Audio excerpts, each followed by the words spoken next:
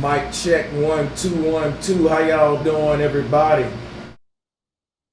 How we doing in the chat room? Shout out to all the people in the building. I hope y'all ready for an interesting build. Remember, what do we do on this damn channel? We promote unity. And this is an example of just that. So I just want to put that on the table so that no haters won't try to, you know what I'm saying? But anyway, what's good? How y'all doing, man? Let me get a 1 in the chat room if the audio is loud and clear. Let me go ahead and get a mic check, see how we sound on y'all end.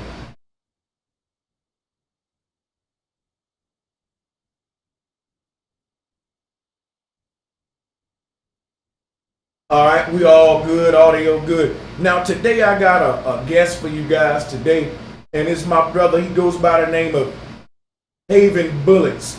A lot of people say Javen Bullets, but I think you pronounce it Javen Bullets. And am I correct, brother? Yeah, you but I can go with it. It's all okay, cool. Sound like you kind of breaking up just a tad. I'm gonna give you a tip. You already got your video camera off, so that's good because the video camera mess up your audio. But if you move around, that'll also make your audio kind of, the bandwidth, it'll, you know what I'm saying, mess with it. But how I sound now? You sound real good right now. Whatever you're doing now, just keep doing that and we good to go. All right, cool. I'm doing it. And I'm not gonna give a long intro, but basically, guys, what we need to know is how I came across Javen Bullets channel. Was the brother actually made a video about me, and he was talking about, y'all know how I was doing the rap music and all of that in the past. Javen is known for exposing a lot of the scams in the what we call the conscious community, and the brother thought that I was one of those scam artists, but me and him is cool right now. Ain't no beef in them between me and him. He didn't really disrespect me on a video enough for me to be here to even talk about the video that he got about me. It's not about me. I don't care about him making a video about me. The reason I brought him on the channel was about his concern with the state of the conscious community and the scam artists.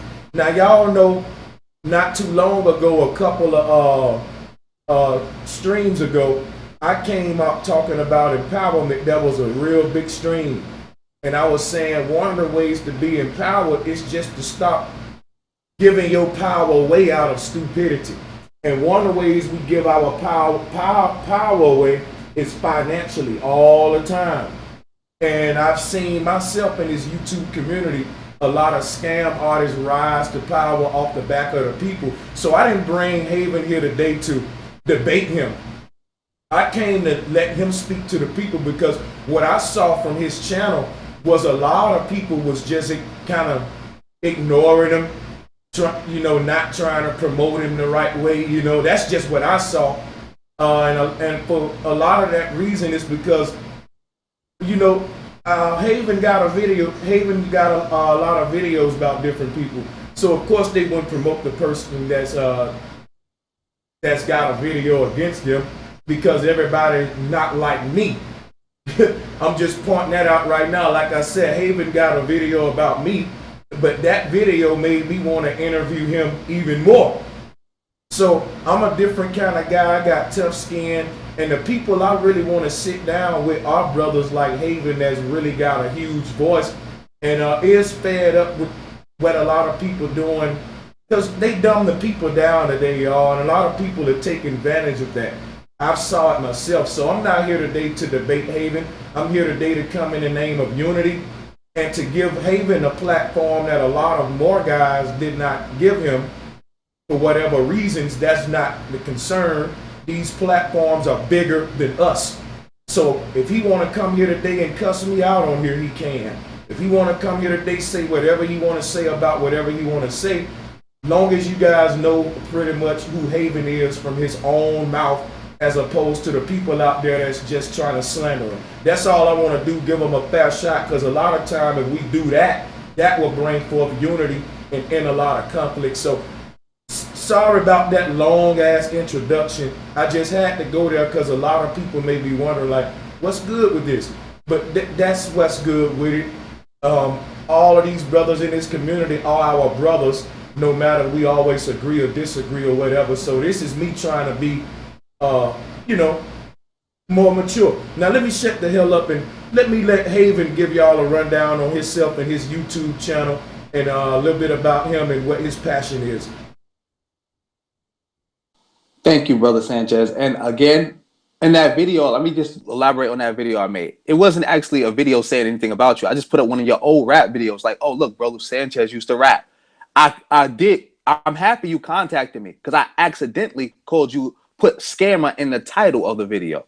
And that was a mistake because that was the day I was uploading videos about other people who were scammers. And I'm just writing in the titles.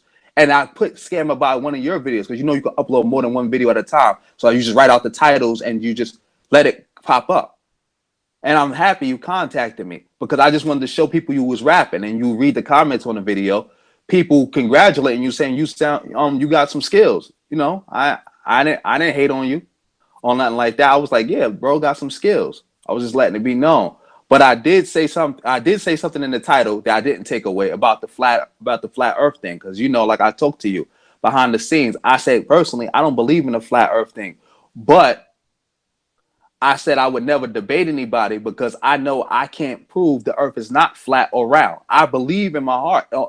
I know that because because I believe NASA and all that other stuff, but I would never have the debate with you because it's like if somebody asks me a question like, if the earth is really round, why is the water not falling off of it? I know there's a scientific answer to that somewhat, but I don't know it personally. So I wouldn't dare try to have that debate with somebody with something that I personally couldn't go about and prove with myself. But yeah, anyway, yeah, I expose a lot of scam artists. That's what I do. This is why I got like a gazillion channels. I done had like 10 channels flagged down, but people getting mad that I'm exposing them because I don't like this, man. I believe in the people, and I think that you're playing on the legitimate aspirations for people to have better and do better in life. And I think that's wrong. I think that's really wrong. I definitely. Oh, sorry. Go ahead, my brother. Yeah, I said I think that's wrong. So when I see something, I gotta say something. And I done burnt a lot of bridges. Like you said, that is a reason why a lot of people don't know me, and you see brothers not promoting me or whatever, because I done burnt a lot of bridges with them because I done exposed their scamming, their wrongdoing. Like there was a time when people used to promote me all the time, but they don't promote me no more, and they pretend like I don't exist and I never existed because I'm exposing their bullshit. You know what? I can definitely relate to that. I think one thing we ought to do in the community, and shout out to everybody in the chat room. I see the brother Hassan Campbell in the chat and the brother Lotus TV. Shout out to all of y'all, man. Lotus TV in the building. Yeah. Yeah, I was supposed to be trying to get a debate with him going, but he said he wanted to do it on my channel. But I tried to tell him that after I said I would do it with him, that my channel got flagged again, so I have a strike on my channel, so I can't live stream. I've been trying to tell him like we can still have that debate, but you got to pick a different location. Yeah, holla at him. I'm pretty sure you'll do it. I see you out there, Oculus, my brother Oculus out there. Yo, let me get back to this interview. I must be hopping in the chat. I just don't want to waste the brother Javen time. Javen, I saw that you was making quite a couple of videos about the, I'm gonna hop right into this because this is something I'm passionate about. What is up with the status correction sovereignty packages? What I find is the out of Africa side and what we call the Aboriginal side. Some people have, different packages, sovereignty packages. What you think about that? I say that all the packages are fake and they bullshit. Some are different than others, but for the most part, they don't do what they say and they can't help the people. So they bullshit. And a lot of them are more dangerous than others because a lot of them get people killed. They get people hurt. I know you heard of the BIE report, the Black Identity Extremist report, right? I gotta be honest with you, I haven't heard of it. No, that was the report the FBI released, I think last year, talking about Black identity extremists and clocking Black groups. But But if you read the report, over half of it is just about the Moors and sovereignty packages. These are, and this is why they watching them, because watching people so hard with these, because these are fake and they're getting people killed and they're getting police killed, where people are shooting police because they think the police are violating their sovereignty rights, and police are shooting them because they trying to, fight with the police, and people are going to jail for long periods of time. That sovereignty shit is all fake. It's a scam. And I'm sad to say it. That's why one of the reasons I even started making videos, to get at the Moors for their sovereignty scam bullshit. And on top of that, we got the Aboriginals. I know people gonna get hurt by this, but you got Dan Calloway selling that same package. He all he did was take the Moorish information about Aboriginals, drop off the chicken bucket hat, and pick up and put on a feather. That's all he did. Because when you buy the package, it's the same package. It even talks about the Moorish Science Temple of America, talks about we not black, we got to worry about a nationality, all the same gobbledygook bullshit. That's exactly where he get it from. That's why I come at people, because I remember before, my man Chief Holiday, shout out to Chief Holiday, he's Aboriginal. We done had conversations about it. I said, listen, bro, I'm going to look into it. I got an open mind, but I don't believe it. But I ain't got no smoke with you or nobody in y'all movement. If you want to be Aboriginal, you want to believe that ain't got no problem. I ain't got no problem with me. The reason I started recently making videos about them is because I found out that now you have a bunch of scammers in your movement, and they selling people fake paperwork, and they telling a lot of dangerous lies. Now I got to say something. I don't have a problem with nobody identifying whatever you want to identify with. That it's your life. You want to do what you want to do it. I ain't got no problem with that. If I see somebody saying something that I know is historically incorrect, I might say something, I might not. But once you start stealing from people and you start lying and scamming, now we got a problem. Yeah, I gotta agree with the brother Javen. This is not a personal stream, and let me say that shout out to Dane Calloway. I don't think this is no shots at any brothers. We just talking about information, because I totally agree with him about these package scams. But what I don't know is, are a lot of these guys aware? For the most part, you got to be at the level of research that I see a lot of these guys doing with their information. Now, what I'm going to say is this. We can't be afraid to speak up on things that may be detrimental to us, sucking us dry, stagnating the progression, because I'm going to tell you right now, I saw a lot of information to support what Javen just said, and honestly, a lot of it is on his channel. I saw things that was shocking to me. I saw a video that was uploaded by a hired actor, and I never even thought to even research no shit like that. That's why I said, damn, who is Javen Bullets? Because he really got a lot of evidence. He's not just slandering a lot of people. And that's what I want to point out there. This ain't slandering. One thing I know about Dane will come on a stream. He's a pretty genuine brother, but he probably got caught up into something he didn't probably look into. But just because I disagree with that aspect of what he's doing, don't mean I hate the brother or that Javen hate the brother. What I'm going to say is this. The scams got to stop.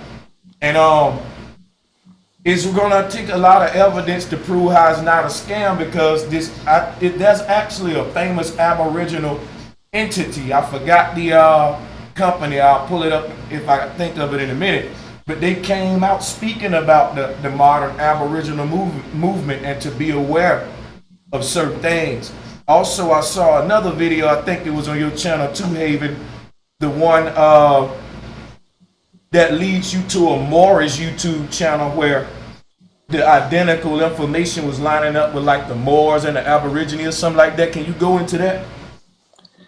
Certainly, because like I said, a lot of people who have joined the Aboriginal movement and try to be leaders in the movement used to be a part of the Moorish movement. They take their information from the Moorish movement. They dropped the fez and picked up the feathers. That's it. That's the same information, word for word, line for line, same thing. That's what they're doing. They took their information and they just dropped off the Fez, dropped out the Islam, dropped out the Circle 7 Quran, and they repackaging that same scamish information and selling it to people. It's like if you, I don't know if I can use this reference, but it's like if you in the drug game and you selling dope, you got dope, got some bad dope, and people recognize that the stamp, like, oh, the stamp is truck. So every time somebody see that truck stamp, they know that's bad dope. They stay away from it. So you just take it out, put it in a sack with a cat stamp, and say, oh, this some new dope. This some new dope. This ain't that same thing. That's what they basically doing, selling to people the same old garbage, but just under a new label, a new package. Yeah, that's why I never got into it, because as soon as I hear the word package, I start thinking to myself, well, how I'm gonna do all of this paperwork with the beast that motherfucking, now this beast came and he had rifles and bombs and cannons, and he didn't have packages to take this power away from us. So my argument always was like, how you gonna use a package to get back what was taken from you by force? Not promote violence, but I'm just making a point. I just don't think that, for example, if somebody break in your house and take everything you got, to me, you're a fool to ask the robber, hey man, I'm gonna fill out this package to get my shit back from you. You know what I'm saying? Like, I don't see how you can go to the same entity that made you a slave, and because you did the paperwork right and stamped it right in a little package, that you good. I just don't see it. Whatever it is, it's gonna work on their behalf. I've been doing a little research on my own. I found out that a lot of these companies are illegitimate. They only have a small database that they're doing your ancestry test with, and they also selling a lot of your biological information, and that's another big one. That right there is a big one right there. So I'm gonna stop talking. Mm-hmm. Yeah, I'm gonna get into that right now because we're gonna touch on all that because they try to play games with you. Because first they was calling them sovereignty packages, now they trying to call them something else. Say this ain't sovereignty packages. Like you just keep changing the name on the dope. It's the same thing. You try to, just like when I had the conversation with them more before. I'm like, y'all selling sovereignty packages, and they gonna say we ain't selling sovereignty packages. I said, so y'all not selling paperwork? And they said, oh, you mean paperwork? Like, stop playing word games. Package, paperwork, documents, whatever you call it. We know you selling some type of supposed to be quote unquote legal paperwork that somebody's gonna be able to fill out, and it's gonna change their status, and then everything is gonna be all okie dokie with them. And to touch on that DNA company, that video that Dan Calway put up, I remember watching that clip when I was a little kid on 60 Minutes. They never once said in the video that DNA is fake. They was calling out that particular company about their practices because they was testing like 2 or 1% of people's DNA and telling people what tribe they belong to in Africa, which is completely fake. You can't, first of all, you can't even DNA test to somebody to see what tribe they belong to unless the tribes are genetically different, which most tribes are not. That's like me saying I could DNA test you to see if you came from New Jersey or New York. How the hell how a DNA test gonna tell you if you came from New York or New Jersey? And most people who even follow the slavery story and believe it, you know that they took slaves from every part of Africa and they amalgamated all into just one people we see today. How would a DNA test be able to point you to one specific tribe if we know you probably got ancestry from at least 3 different parts of Africa? So that company was bozo, and it was coming at that company. The company that kept claiming they got the most black DNA and all this other stuff, they was the problem. They was the issue. And yes, that's another problem where I see what people should be bringing up about these DNA companies, all of them, because they will sell your information. That's how they get money on both ends. You got to pay to take the DNA test, and then they take the DNA that they got from you and then sell it. That's how you know DNA is real. Because if they not gonna, no companies is gonna be buying all this DNA evidence from Ancestry.com, 23andMe, and all these other people for no bullshit. They're not paying millions, if not billions of dollars for some bullshit. It means something. You sure enough going in my chat room, loving. Let me say shout out to everybody out there. You can look up Haven Bullets on YouTube. Moderators, if y'all can share the brother link for me. I wish I can pull it up right now. You need to check out the brother channel. Like I said, this stream, y'all can expect many more streams with me and Javen Bullet. So I'm gonna just say that right now, that if it feels some kind of way, I'm sorry, but I'm gonna definitely have a lot of more of these with the brother, and I appreciate him for coming through. We just scratching the surface now, y'all, because I'm gonna pick his brain about a lot of stuff. This is what's been hidden from y'all. You see how the brother going in? This is why I got him up here. And shout out to everybody in the chat again. Let me go ahead and go to the next part of it. Man, I just want to say this about the doggone packages.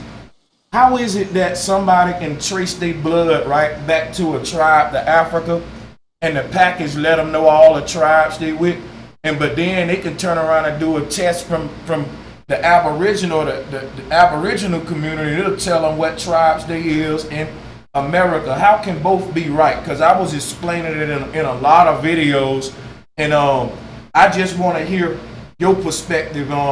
Do you think the out of Africa community and what we call in the modern Aborigine community may be under control by the same entities at the top, some kind of government entities? People may say we conspiracy theorists, but Javen, I've been seeing a hell of a lot of push for paperwork in the conscious community. And what I know about the government, that's a form of fishing. Meaning, let me see who's gonna bite. And if you think you getting free with that paperwork that's coming out of all of these communities, think about what we giving them. Think about we giving a lot of information that you wouldn't probably give a regular person in your day-to-day life.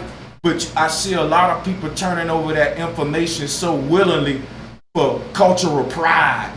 They giving up addresses and biological information, and they going through this whole process of this package. And quite frankly, I haven't met one of them yet that can do something I can't do. So we're gonna go ahead and beat this horse a little bit more with these packages and how it relate to like the out of Africa and Aborigine. It's the same. You think that they both been controlled by the same? Yeah, go ahead. Mm-hmm. They could be, but me personally, I just think it's more scammers on both sides. Like they might not be connected, but both sides got scammers. Like I know exactly what you're talking about. The person who says, send me your DNA and send me your information and send me money, and I'll tell you what tribe you belong to. And it found out that he wasn't even doing no test. They were just taking your information, taking your genetic stuff, doing who God knows what with all your information, and they were sending you back fake results. Just like what you call it, the people you call the out of Africa people, the people who did the test with the black guy and his company that claimed that they got the most information about Africa and all that other stuff. They was completely bullshit too. He could when the white guy pressed them, he told him he got 1%. How you testing 1% of somebody's DNA and then you get to tell them who they are?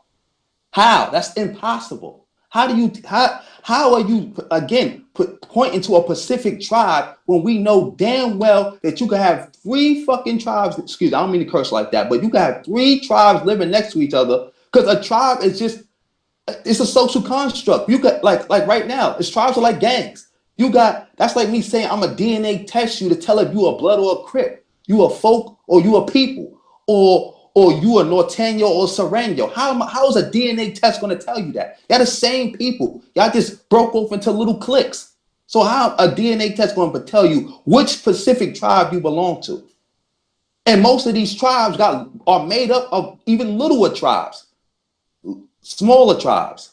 There is no way that anybody can tell you any of this. These people are lying to you, especially when it comes to the what we call the American black side. Because like I said, I know for a fact there's been, whether you believe you Aborigine or you believe you from Africa, you know that there's been, for these last 400 or 500 years, there's been so much amalgamation between people, it's impossible to tell who at this point, no matter what you believe. There's no way a DNA test is going to be able to point you after 500 years of nonstop amalgamation when nobody don't know where they came from, whether they was here or they came from Africa or this way, that way, or the third, going to be able to point you to a single identity, a single entity. It can't. It's not. It don't even work like that for white people. Most white people in America can't tell you exactly where their entire ancestry came from. They can't tell you if they got some Native American blood in them or they got some black blood in them. They can't tell you whether they just straight German or they English or they Scottish or they straight Italian. They can't tell you that neither. Only ones that could tell you that is the ones who just got here. And they came here as children or they came here as adults, but both their parents was born in whatever they consider the old country. Not nobody who ancestors been here since George Washington can't tell you. And you know what's so crazy? You know what's so crazy? A lot of people that's disagreeing, it's disagreement from an emotional standpoint. But if you think about what the brother said, there's no way around that. It ain't no debunking that. Ain't no way 100 years from now a DNA test can tell trace a motherfucker blood back to South Central. You know what I'm saying? Think about it. Think about people in these hoods and stuff, how he compared it to gangs.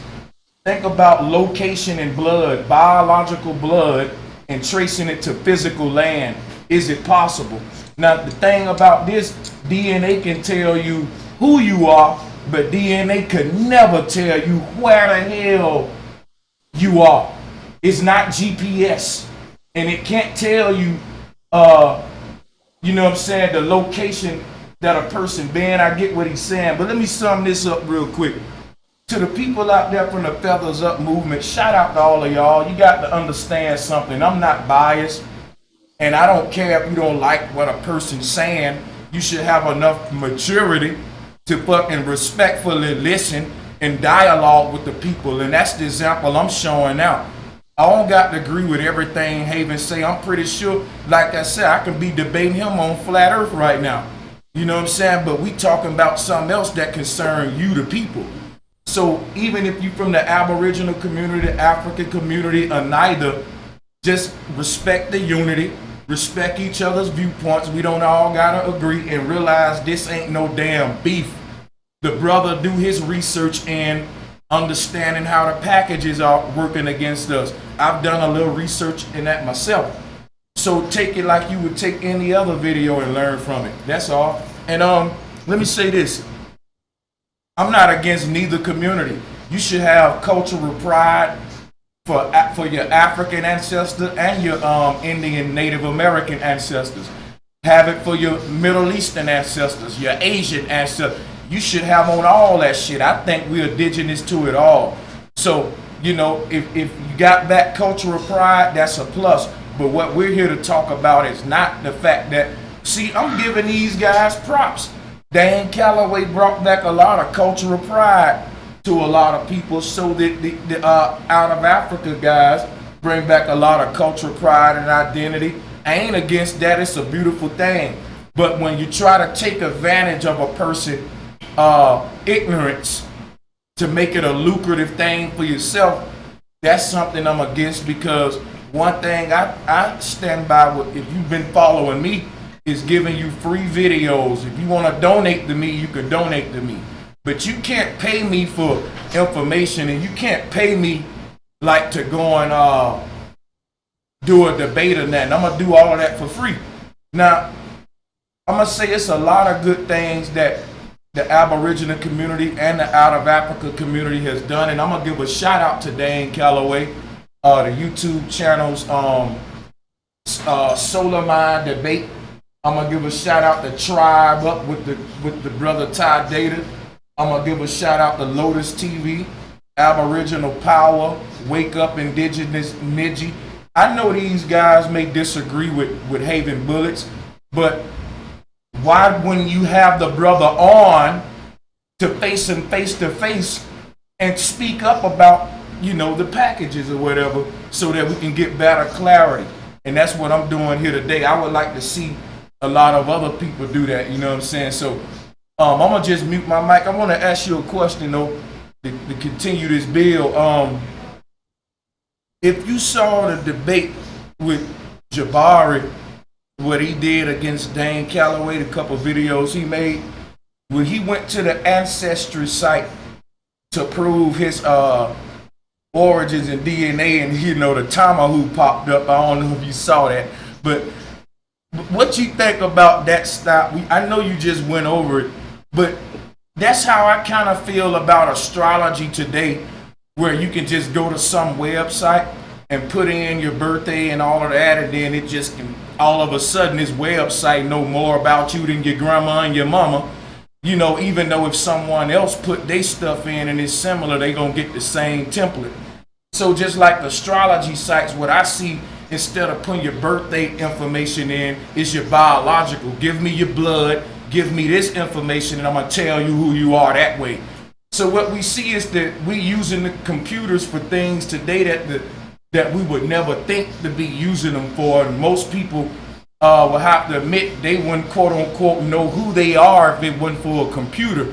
And that's so far from the truth, because it's so easy today to, download a packet or go on a little video and, assume all these identities. But like I said, you give your DNA information to a site for a computer to tell you who you are. And I think that's just further proof that we in the age of artificial intelligence and robots, because you got real humans going to computers for the computer to tell them who they are. And what I mean by that, when you go to these genetic testing sites, each site has its own database. So your results will be different if you went to different sites. Did you know that? Because each site has their own blood database. No, I know that. I know not only do they have their own database, they all test for different things. They all test for different things. But I will say this, I do know DNA is real. Just because I'm getting on some of these companies that may be scamming and faking, don't get it twisted. Now, I'm not saying DNA is fake. DNA is real. The same DNA that they do when they swab your mouth to see if you to establish paternity, the same DNA that they swab you to see if you any of your information come up at a crime scene, the same DNA they do for that is all the same. But these companies, some of them are not being 100% truthful with how they're moving, and some of them are just outright frauding. They just outright frauding and scamming you, and they taking your DNA and your information and doing God knows what with it. Like I said, even like the big ones, those ones are definitely selling your information. Definitely. You'll never know where that's going to pop up at. You never know. Or what they're using that for. Like the black lady before, when they took her DNA and they made a bunch of medicine with it. And they even made I forgot her name. You know what I'm talking about, bro, Sanchez? The black lady, they took her information, her DNA, and they sold it to a lab, and they were studying it, and they was using it to make all kind of medicines and stuff like that. Genetic information. That sounds familiar, but I can't be sure on it. But I heard another similar story, so that's how I know this ain't no bullshit. Yeah, because I think it was Oprah who made a movie about the lady. Oprah, I said she made a movie about the lady, about how they took her information and they done made all this money with it. And they ran off on her and they didn't want to give her no money. They didn't want to do none of that. It's like, so don't get it twisted. DNA is real. It's just that some of these companies are bullshitting you, and some of these companies that might be giving you the real information, they doing other shit with that DNA behind your back. They doing other shit with it behind your back, and you never know. You'll probably it come out 100 years later that they was using your DNA to make all kind of medicine. They done made billions of dollars off it, and they ain't trying to give your family a penny. You so right. That was a popular story in the South, and they said the name of the lady was Henrietta Lacks. Lacks. That sound about right. It sound about right, because her last name was I knew it had I think an L in it, but started with an L, but that sound about right. That might be her. But just to give to the point that yes, DNA is real. It's just that these companies and what they doing, you got to keep the watchful eye about that. And another thing too, I did see that. I seen a piece of it with Jabari, and I know that he said the Tom who popped up in his ancestry. But that again goes back to what I was saying about people been here for 400, 500 years, just mixing. You never know who will pop up. If you actually like do a genealogy report, you don't even got to deal with the DNA in the blood. Just actually just tracing your family, like who is your parents' parents? Who are their parents? Who is their parents' parents? A white person might pop up. A Native American might pop up. Somebody from Africa might pop up. Remember, we've been here this whole time. People just been mixing, immigrants coming in and out from all over the place. You never know who pop up.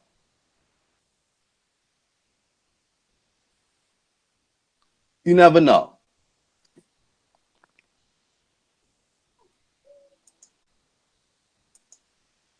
Yeah, I had to plug my headphones back in real quick. Yeah, I'm glad we brought this up. And let me just say to the people in the chat that you can't use that argument against neither one of us. I'm glad the brother, reiterated on that. We're not saying DNA ain't real.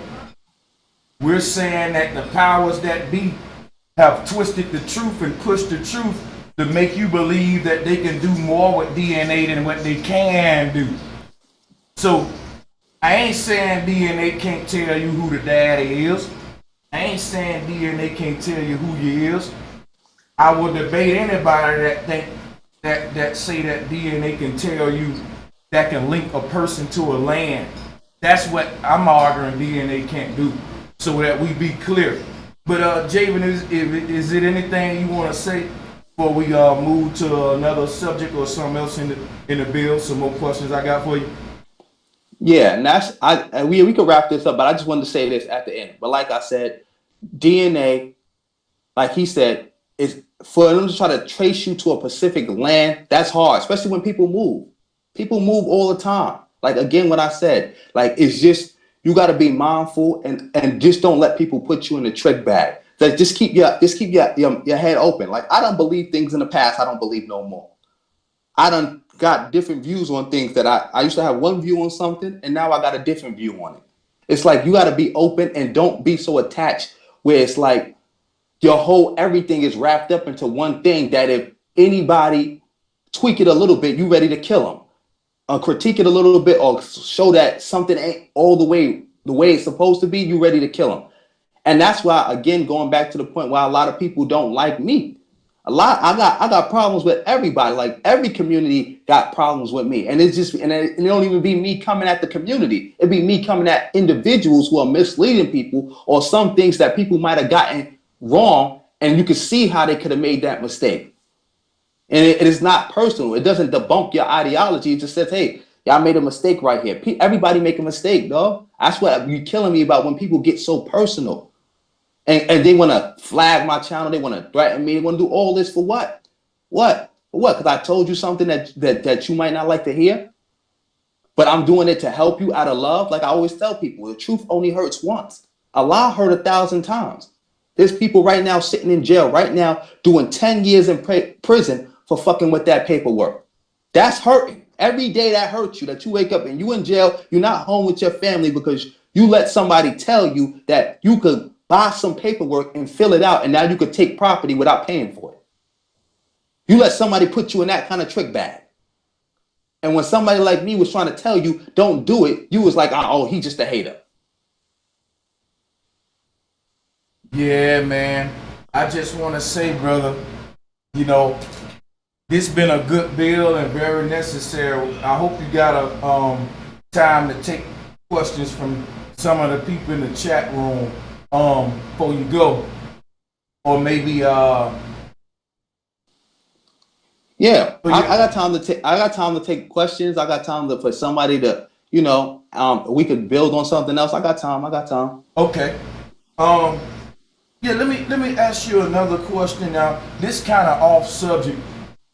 Shout out to Jabbar and Sanchez and all them. Y'all know I disagree with all they shit, but I ain't here to beef with them. What I'm gonna say, y'all already know I got tons of videos going exposing all them. But one thing I wanted to point out, you don't have to answer this if you want, but at some point I did see Sarnetta shouting you out at some point, and then he started kind of not dealing with you. I guess you started saying, hey, well, I ain't just telling the truth about other people, I'm telling the truth about you too. So what happened with that, brother? If you don't have to answer it, but I was wondering about that. No, I got you. The problem with me and Sarnetta is that he's mad that I'm not gonna keep quiet. Like I said, like they let me behind the scenes, so I started seeing things, and I'm being true to the game. I gotta say something. I'm not these other niggas who know everybody out here faking, frauding, and stealing from the people. But I'm not gonna say nothing because I don't want to get booted. And then when I get booted anyway, now I want to run my mouth like Shaka Utmost is doing right now. Now he want to talk about how all these dudes who talk about Kimming all day don't know what they talking about, and how most of them just only know how to say pyramids and the Pharaoh and Metanetta, but they don't know how to read none of that. They don't know how the pyramids was built. They don't know nothing about ancient Egypt. You ask some questions about ancient Egypt, they don't know. But he stood shoulder to shoulder with these people for years and let people give them money thinking that they was getting real true to the game information. But now the Sarnetta kicked his ass to the curb. Now he want to come run his mouth like a hoe. Now he want to do that. But me and Sarnetta fell out because I've been exposing people on the HOK. Sarnetta, and people have spoken up to Sarnetta about it. Like when I made the video telling people not to support Polite's GoFundMe and how he's frauding and faking and scamming, Polite called Sarnetta and told Sarnetta to tell me to take the video down or you know, whatever. And I was like, let me take this video down. Then I put it back. I put it on private. Then I took it right off private that like within the same hour. Like, fuck out of here. I'm not compromising my stance. I didn't lie on this nigga. Everything I said about him was real. But me and Sarnetta fell out because I exposed Inky, and I'm still exposing him for selling what we call kidney water that almost killed the little girl. He out here pretending to be a fucking doctor, selling all this fake ass medicine that's hurting people, killing people. Not, I don't know if anybody died, but I know a little girl almost died. A little girl almost lost her life because you out here selling, you want to be out here playing doctor. And that's what he did. He went away for a little while until everybody stopped talking about it and forgot about it. Then he tried to pop back up. And I'm like, I didn't forget about it. I'm going to still talk about it. You out here was selling kidney water. You almost killed the little girl. You was out here selling people a whole bunch of fake shit. They got sick. You don't know what you're talking about. And then when I was blowing that up, because him and Sarnetta was supposed to be doing some event together, Sarnetta got mad at me and started calling me a bitch, telling people I'm an agent and all this other shit. And then we fell out like that. Because it's like, I'm not going to be quiet. If I see it, I'm not going to be quiet. Somebody could die. And I feel terrible if I know that somebody died because they bought something that I knew was fake and could kill them, but I ain't say nothing because I still want to be Sarnetta friend. I don't need nobody friendship that bad. Yeah, to have blood on your hands, most definitely.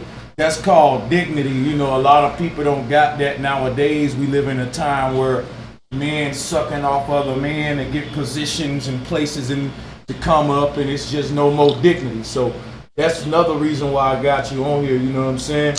Despite what anybody may say. But to anybody that's hating, remember, this is an open platform, and I offer all these guys an opportunity to come challenge. None of them do it. So I always teach my people that guys who make themselves available and are confident with their information, 9 times out of 10, them the ones with the truth. Because I'm pretty sure if any of them guys would have reached out to Javen to do just what I'm doing right now, he would have probably did this with them before he even came here. So for the people coming here with negativity about, you know, what's going on, remember, man, hey, we'll still build with you. Matter of fact, let's take emails now. The brother said that he is down for questions. So if you want to come up here, we only going to let a few people on the panel. Put your email in the chat room. I'm going to send you the invite right here through Google Hangouts. Now it's your time to come up here and challenge everything that we've said. If you've been in the chat room talking crazy, and now when I say put your email out there to come have a voice, we know that that's further proof that we know what the fuck we talking about, you know. But, you know, like I said, this ain't no salt thrown to nobody. If you want the truth, damn it, that's what we gonna get to you. It ain't gonna feel good. We know the truth hurt. Shit. But sovereignty package and all that, I've been telling y'all from day one, I never fuck with it. And that's the whole purpose of this. A person ain't an enemy because that's information. That's good knowledge. Now you know that there's another side to the sovereignty thing and all of that.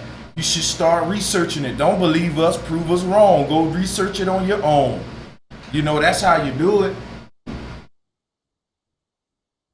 So let me see if we get any emails, and if we don't get any emails, I'm gonna just let the brother Javen Bullets close it out, and we'll call it a day. We won't waste no more of your time than we need. But this was a very well needed bill, and maybe next time, me and Javen Bullets will talk about flat Earth and globe Earth. Y'all can be on the lookout for that. We're gonna be doing flat Earth and globe Earth discussions, not debates. It's gonna be a lot better than the debates, trust me. Yeah, you already know. You know, I'm here for the discussion. Like, I'm always willing to learn. Like I said, I don't, you know, even though like I will still say it right now, I don't believe the Aborigine movement is true. I'm not gonna sit up here and say I never learned nothing from nobody. I learned things from people, and I understand that people ain't just while some people might believe the things they believe. Like, remember, I'm black just like everybody else black. I grew up my whole life hearing that we got Indian in our family. My girl, I done met her family with the Indian in their family and all that. I done did that. So it's like, I understand where this is coming from. I don't, with the part that I have a problem with is people saying that nobody came from Africa, the slave trade is fake, all that. I can't get jiggy with that. And I let that be known, but I never really went at nobody about it. But it's when I started seeing again the scamming with the DNA company, with people trying to sell Aboriginal packages now, with people hiring actors to give people fake information. Now I gotta step up.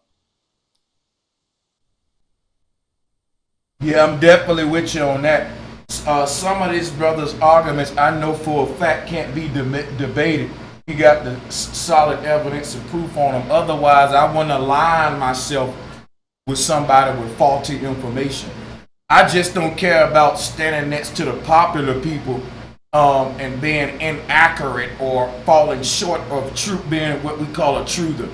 I want to be, even when just say I was selling y'all sovereignty packets, but I ain't know no better, and somebody came at me with the type information to say, well, damn, man, it's deeper than this sovereignty package. Maybe this is a scam. Here's the proof. I'll be the type teacher to say, hey, y'all, listen, I'm not selling any more sovereignty packages. I know I've been making some money. I don't know if I can refund everybody, but I got to let y'all know that I was wrong and I'm not selling them anymore. I will be the type guy to do that, and people know who follow me know I ain't lying. But see, a lot of people find out that these things ain't what they supposed to be, but the sales still coming in. How do you tell the people, hey, y'all, I got to stop selling it? You ain't gonna do it if you ain't got no integrity now. You know, I'm just keeping it real. But a lot of people arguing from the chat. You got little YouTube heroes and people who you idolize. You got to get beyond that and idolize the truth, because that's what's gonna free you. You can watch a million videos and not be free. You got to be the type person that accept truth even if it hurt. You're definitely right, bro, Sanchez, because I'm gonna bring up this right here. Like, a lot of people, because who believe in Pan-Africanism, I believe in Pan-Africanism. They don't fuck with me because I told them that back to Africa stuff ain't where it's at. That ain't where it's at. That back to Africa stuff, that ain't where it's at. I told people, I said, listen, and they don't like me because of that. And some people have a problem with me because of that, because they say, oh, this and that. But I'm like, listen, first of all, they ask, how can you be Pan-Africanist if you? I'm gonna break that down. How could you be Pan-Africanist if you don't want to go back to Africa? I say it like this: the Pan-Africanist movement predates Garvey. A lot of people think that Garvey invented it. He didn't invent it. Garvey had nothing to do with it. He came after the fact, and he started promoting that back to Africa stuff, and he didn't even know what he was doing. That's why his entire movement was a failure. A lot of people don't like You when know I what? say that. I lost a lot of people when I said that one. Yeah, you're gonna listen, and I don't mean to cut you off, Javen, but what you doing now, you going into something real deep about Garvey. A lot of people don't know that Garvey was a paid African. He was paid off by the Jesuits to work for the Vatican and push the whole Darwinistic out of Africa, whole red, black, and green concept. People gonna crucify you for that because now you're getting deep into, now that the more truth you give them, the more it hurt. And the more you hurt a motherfucker, the more they want to get you. But I got my proof for that. Go ahead. That part that you just said about the Jesuits, I never heard that part before, but I will say this. I have been crucified for that. It's a reason why you got a gazillion people talking about Pan-Africanism, but not one of them ever wants to have a conversation with me or talk to me. Because like you got people talking about back to Africa, and they see me make a video to them or in their chat room telling them that back to Africa stuff ain't gonna work. Wait, hold on for a minute. Yeah, guys. I'm gonna keep on building with you. Shout out to the brother Madon joining the panel. We're gonna unmute him, and also we got Huey P coming up in a second. Shout out to him. Go ahead, Haven. Yeah. You can go ahead. Yeah. Like I done got crucified for that already, because people think like, oh, you bashing Garvey, because they try to turn Garvey into God, saying Garvey invented everything. He got the biggest, and he did this and did that. People don't even be. I'm like, you don't even know 5 things about the person. You just know Pan-Africanism, black nationalism, go back to Africa, red, black, and green. Garvey is the Messiah. That's all you know. That's probably all you know. You don't know nothing about the movement. Like, even if you actually wanted to go back to Africa, you're not even learning from him. You don't even learn enough for him to even know how to even do it or learn from his mistakes that he made or anything like that. That's why I done got attacked for that. That's why I said, Sanchez, everybody know me. I done been around for like 3 years now. I done had conversations initially with everybody. And then when I let my opinions be known, that's when people don't want to talk to me no more. When the people see that I'm not going to carry water for them, or they see that I'm saying something that goes against their ideology, that's when they cut me off. That's what it all come down to. Like, I'm not gonna lie to nobody. I'm not gonna lie to nobody. Like I said, I believe in Pan-Africanism and all that, but I'm not gonna sit up here and sell somebody no fantasy that everybody in Africa love you and they waiting for you with open arms to come back home. That's a lie. When people tell people that's a lie. When people tell people, oh, go to Africa and try to open a business, you're gonna get scammed out your money. I tell people that. I heard a lot of people too. Like, you go to Africa trying to open up a business. There's been people keep saying, well, why nobody go to Africa? Why y'all need to come to Africa, brother? We love y'all. Come. I'm like, don't do it. You're gonna go there and they're gonna scam you out your money, and you're gonna come back to America crying. And then you're gonna hate the world. And the nigga who told you go to Africa in the first place, he ain't gonna be nowhere to be found. Yeah. That's no disrespect to people of Africans, because I fuck with the Africans. All day. Like I said, I'm Pan-Africanist, but I gotta keep it real with the people.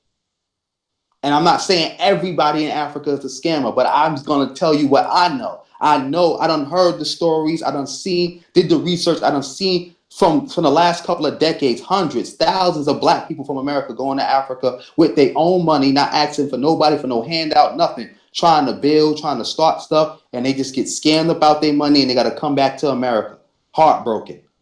I ain't say that. Again, I ain't say that's everybody's story, but that's the overwhelming majority. That's like 90% of the people who go there. That's more than 90%. They story, and that ain't no slight or disrespect to nobody who's African. Like I said, I'm Pan-Africanist. I love y'all. I root for y'all. I want the best for y'all, but I'm not gonna allow people to be sold a dream. But I don't want to ramble too much. Yeah, Haven. People don't know how deep the rabbit hole go. And when I said Marcus Garvey was being paid off by the Jesuits to mislead black Americans, that's a tough blow for a lot of black men. What they know is black unity come from Garvey, but what they don't ask is, how did Garvey fund his military? How did Garvey get all of them ships and cannons? Black people ain't never manufactured guns. Who was helping Garvey out? Let me show y'all something, because black people are so dumbed down and naive. They don't know that all of our leaders were Masons. And I'm going to just show y'all something. What you're looking at right now is the Crusaders' cross. The red cross still around today. This is the cross of the Jesuits. And if you look at this cross, there are many variations. Here's another one. This is the Scottish Knight variation. This is Jesuit symbolism. But if you look at this cross and look at the insignia on Marcus Garvey's, what Marcus Garvey used, a lot of people don't deal with symbolism. I deal with symbolism. I understand that symbolism is the hidden language of the secret societies. So when I see this cross on Garvey, I know exactly how he get the power. All of our leaders were put there, y'all. You never selected any of them. Now, dig this, right? Guess who else was? See, what people don't know is Garvey got roots to Africa. A lot of Africans been coming to America selling out the dumb Negro in America because they smarter than us. Yes, the African brothers on the continent, they kind of smarter than you Negroes when it comes to economics, resources, and all of that. They've been sold us out, y'all.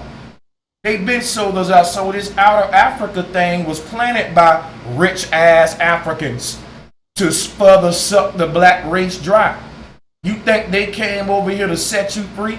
The Africans that came over here to capitalize off your Negro ass just like the white man. You better get out your goddamn feelings.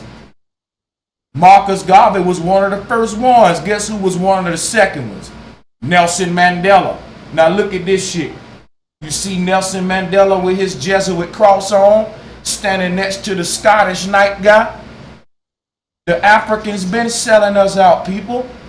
Now, I hate to get all, worked up and start getting in my preacher voice, but a lot of people need to know this. The Jesuit and the Vatican New World Order. Don't you know that Marcus Garvey was a Catholic?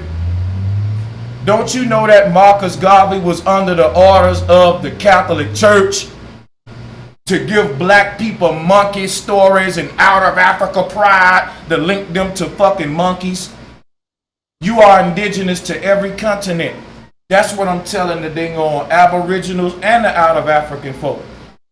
Both of you right. Stop the argument, but the Masons got to keep this argument going. See, this deeper than what Javen may touch on, but I'm going to go here. Garvey was a Jesuit man agent, along with Mandela and a lot of more of them that came to sell you Darwinism in a form of African pride. Y'all, it's time to get out your emotions and wake up. Bro Sanchez, this is a lot of new information I never heard, so we could definitely build on that, go into greater detail on that one day. But like I will say this, what I know from Garvey myself, this is just me. I know him as the man who I don't know him as an agent, even though I did hear that one time from my uncle that he told me Garvey was working with the KKK secretly, and I have heard that from other people, and I heard Umar Johnson even try to say he was and try to clean it up, but excuse me, but as far as I know, and that the KKK actually set him up to do the back to Africa thing because they wanted black people out of America. That's what I heard when I was a little kid. I haven't seen, again, myself personally, evidence to substantiate that, but I will say this, what I know Garvey as just a man who came from Jamaica. He tried his best. He was young. He was trying his best, but he didn't necessarily know what he was doing, and he didn't know what he was getting himself into, and he was over his head, and then everything just fell apart in front of him. And people need to stop worshiping him as God and see if they could actually learn from some of his mistakes and some of the things that he did, and upgrade the knowledge. But again, this is new information to me.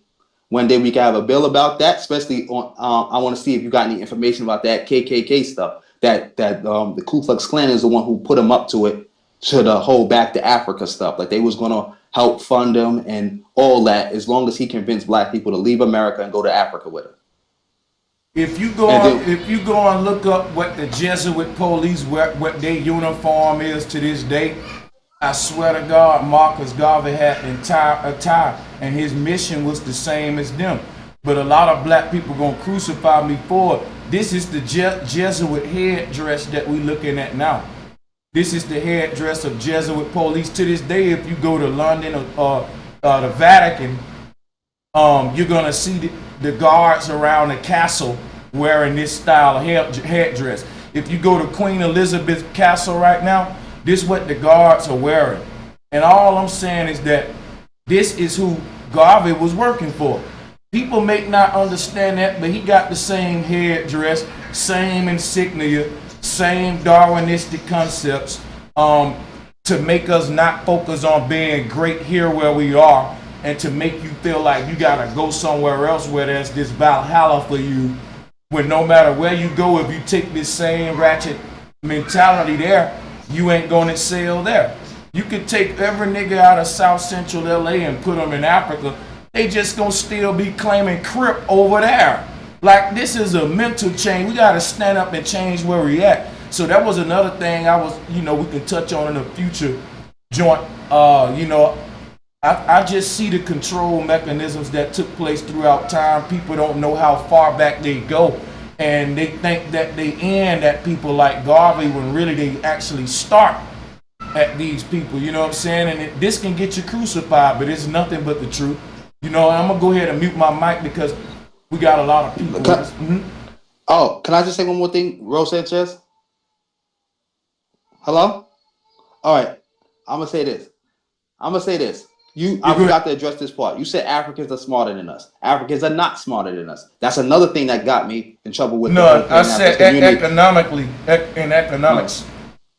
All right. But I was saying, like, they not smart. Even in economics, some of them do have a lot of advanced degrees in economics, and they come to America to use those degrees. But they not smarter than us. Now, that's another thing, that because people like to bash black people in America, make us seem like we the worst people to ever live. We stupid, we dumb, we ratchet, we can't do shit for ourselves. And then those same people turn around and put Africans on the biggest pedestal in the world. And I'm not feeling that. Like I said, I see those as my people. Just like I see any black person from America as my people, any black person from South America as my people, any Melanesian as my people, any black who was brought to India as a slave as my people. I see that all as my people.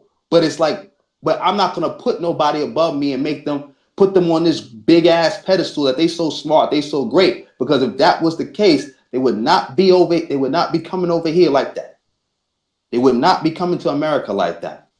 If that was the case. That's how I see it I can actually agree with that, but what I'm gonna say is it's not a disagreement or agreement. Because I can agree with both ways that, hey, there's some things I can put Africans on a pedestal of above us black Americans. There's some things I can put us on a pedestal of above them.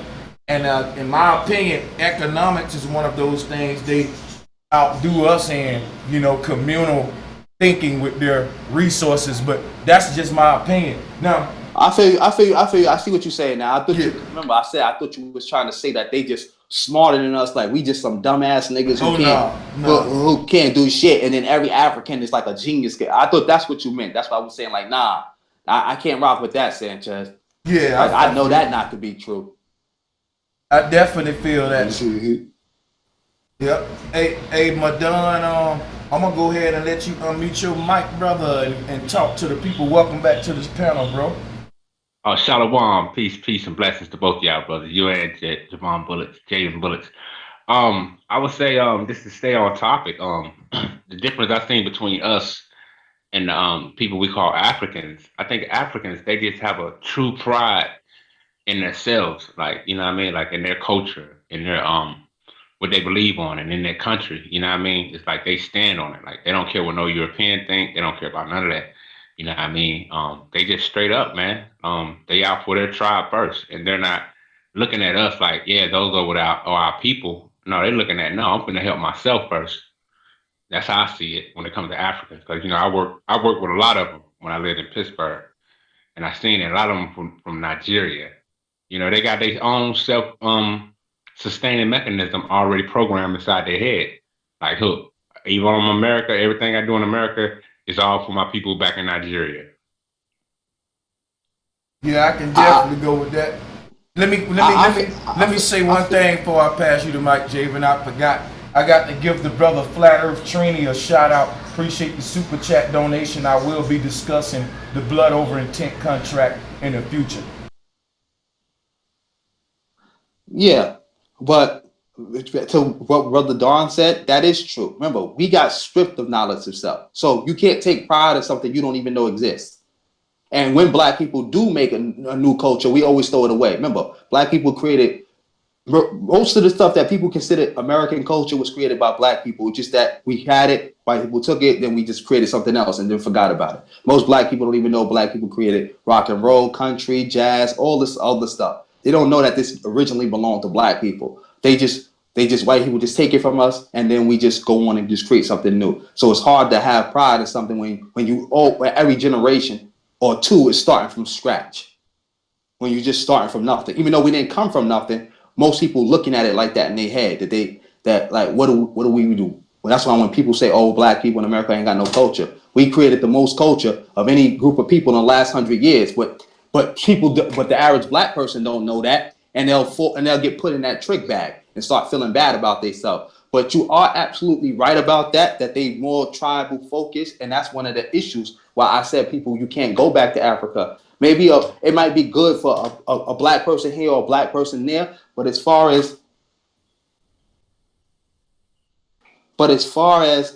large swaths and groups of us, no, because they're not gonna greet you as our fellow black person. They're gonna look at you as just somebody totally different, and you trying to take their stuff. That's all they're gonna look at you as. That's it. That's what it all come down to. This is why Africa has so many problems that it has now. It's because all those Africans don't see each other the same. You're not in my tribe, I don't fuck with you. That's their mentality. And they take that with them everywhere. Us as black people in America, we see anybody who is black as our people. We got two different consciousness. The average black person in America sees anybody who's black around the world as their people. The average person in Africa only sees people who in their tribe as their people. And that's a lot of times why a lot of black people be getting their feelings hurt when they try to go to Africa or go hang around Africans and they don't fuck with them. It ain't necessarily personal. Some of them it is personal. But otherwise than that, some of them it's just that you ain't in my tribe. I don't know you. Period. Yeah, I can ride with that, man, because from what I've seen and noticed is that a lot of us, I call Negroes in America, for lack of a better word, when we come up and do stuff, we concerned about whose toes we might step on. But what I noticed from Africans and other people, they don't care who toes they step on. It's all about them and their country. You know what I mean?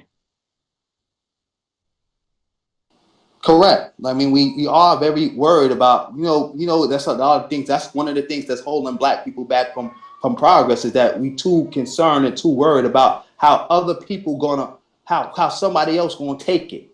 Like, oh, you trying to build yourself up? You worried that somebody else gonna feel disrespected. So now you sitting around trying to figure out how I can I build myself up, but build them up at the same time so they don't feel they're not mad. They don't think I'm trying to belittle them or something.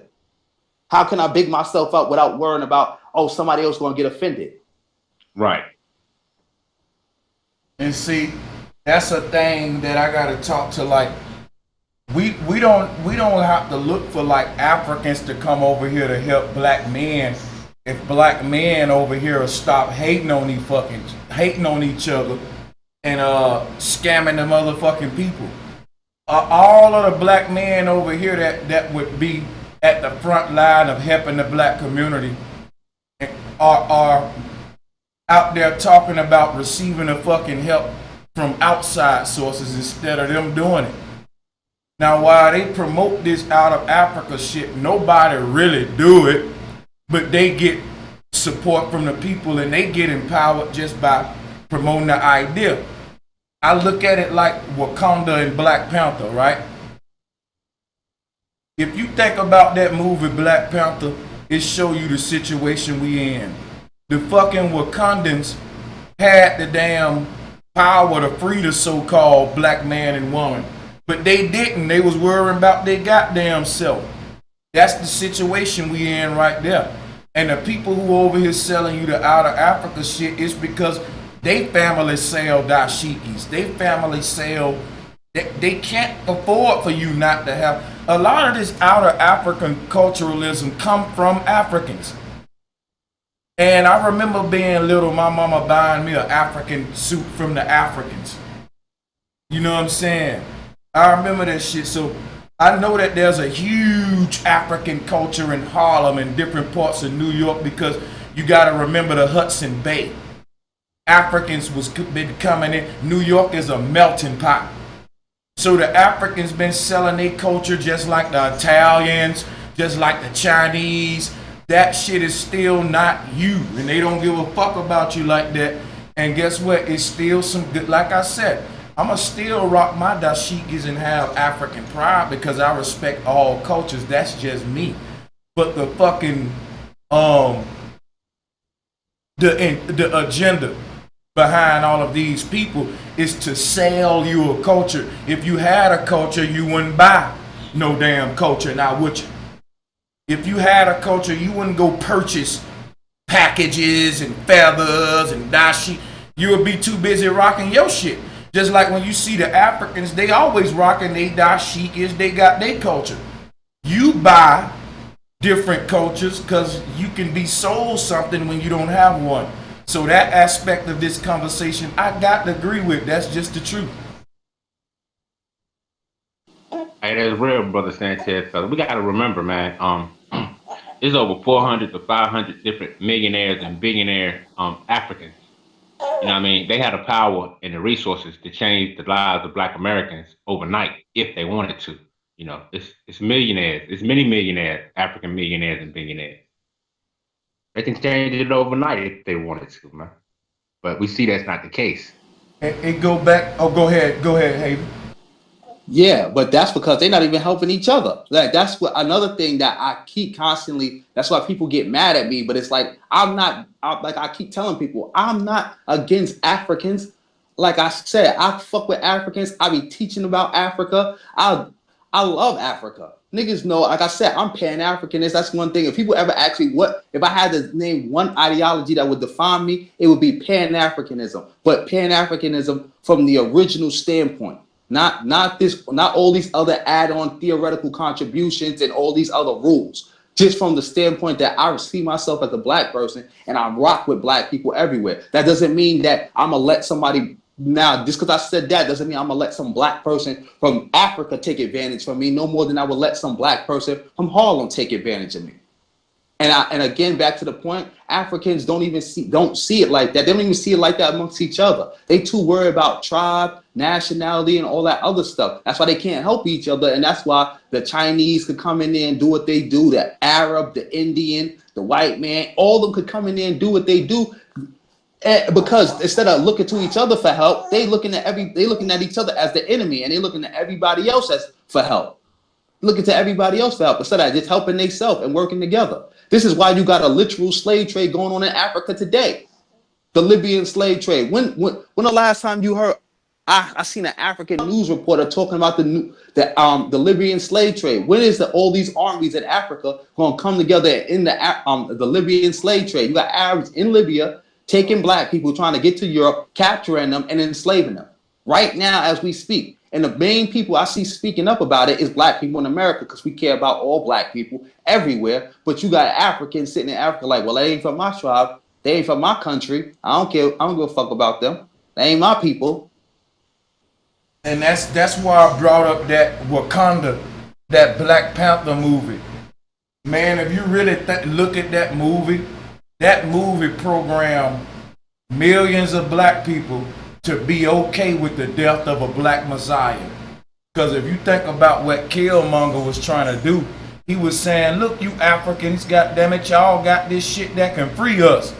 The man daddy died trying to do the same thing, and he failed because the damn lead, whatever that dude named who ran Wakanda, who kept beating them for the damn belt, he killed Killmonger, could have saved him. But Killmonger like, fuck that, I'm just gonna die or I'll be up under you. But it show you something. What did he do? He was inspired to go back and help the Blacks in America with their African resources. But instead of him going back with the vibranium, taking the shit back the way it was taken, so-called taken from us, he went back and started schools. He went back to America and started schools to further miseducate think about what that movie telling you. Look, this stream ain't about that movie, so I'm gonna just stop right there. But look, that shit is deep, man. I ain't gonna lie. For this conversation that we having, that movie is deep, showing you how the Africans really think. Like, a lot of these guys got diamond mines and shit. Some of these Africans so powerful, they got small militias. They ain't never offered any of that help to the quote-unquote black people over here, because everybody in the same boat capitalizing off the blacks here. All of the Africans are united over there. They've been united with the Vatican and Queen Elizabeth and all of them. It's scary, y'all. When you start knowing the truth, it's scary. All of the black people they told you to respect, like Nelson Mandela, Marcus Garvey.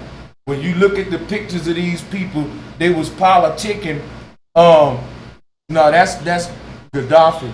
But what I want to point out, see, Gaddafi was connected too, even though he done a lot of good things. A lot of these folks, they were connected. Now, everybody know the handshake of a Mason. Check this picture out. This just showing you how Mandela was a Mason.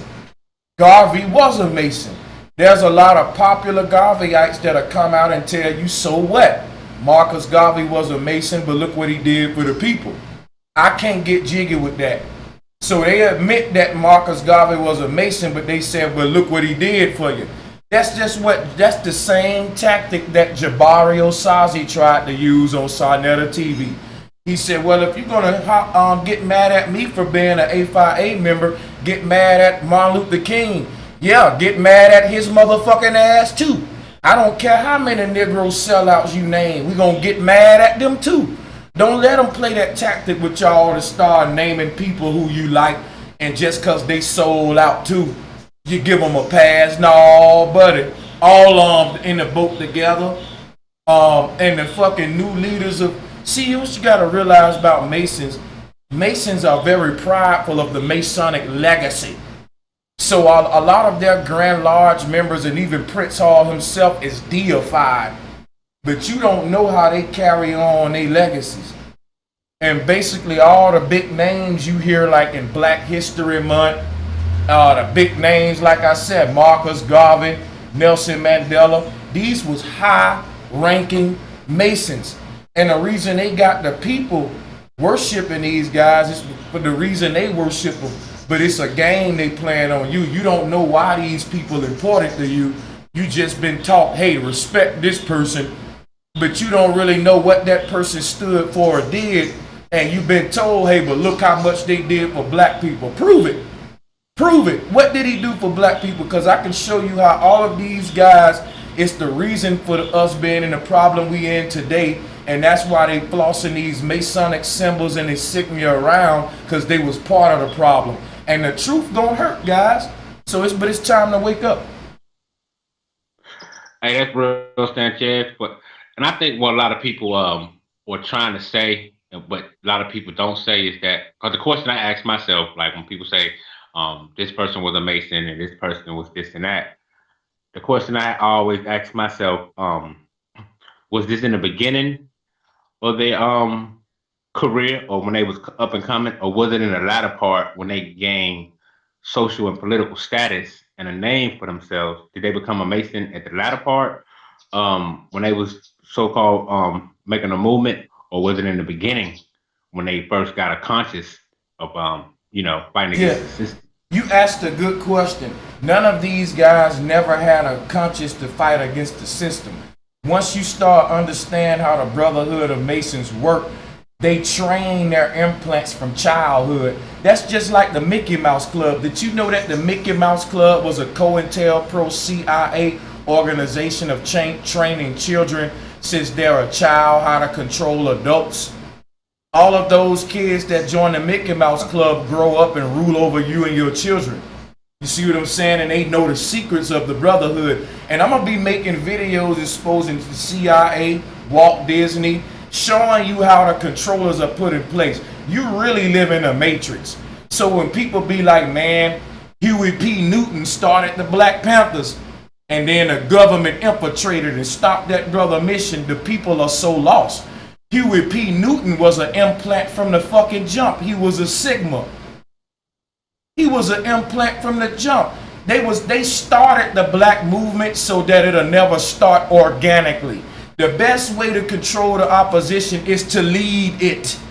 And the Masons did that shit years ago. Y'all slow.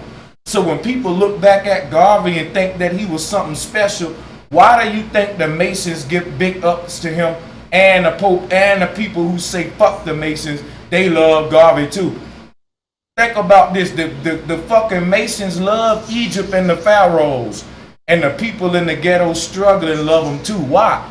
Why the pyramid on the back of your dollar? There's been a brotherhood between the African royal families and those in Rome and Greek. Elizabeth is working with black royal families in Africa to digging up them diamonds, man. The black people in Africa been enslaved their own people and sold out with the Jesuit order. It's fucking scary, but it's the truth, y'all. Yeah, they bowed down. I forgot the brother name. He was a Jamaican brother. He made the song when he talked about how they bowed down and kissed the ring of the queen. You know what I mean? A lot of them African countries, man, they bowed down and kissed that ring, man. But see, what we talking about, you won't hear on the big black platforms. You will hear all of the, we need to politic with Africa, we need to do this, do that. Nobody ain't gonna never do it.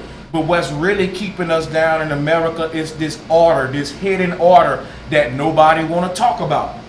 You bring it up on some of these platforms, like if you bring it up on Sarnetta, they gonna call you a conspiracy theorist. You know what Jabari said about the Boule? He said they're a group of black men that's trying to move us forward.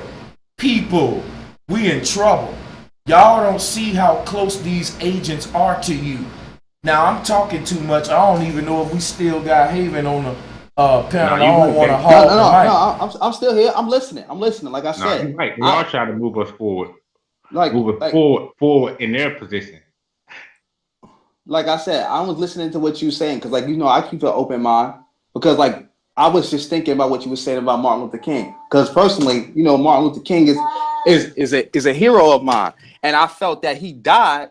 And a lot of people get his legacy misconstrued because some people keep saying integration, but Martin Luther King, when he was talking about integration, he wasn't just talking about socially. He was talking about politically, economically. And when we got the Civil Rights Bill passed, he tried to move on to economics, and then that's when the Civil Rights Movement fell apart because all the other groups turned they.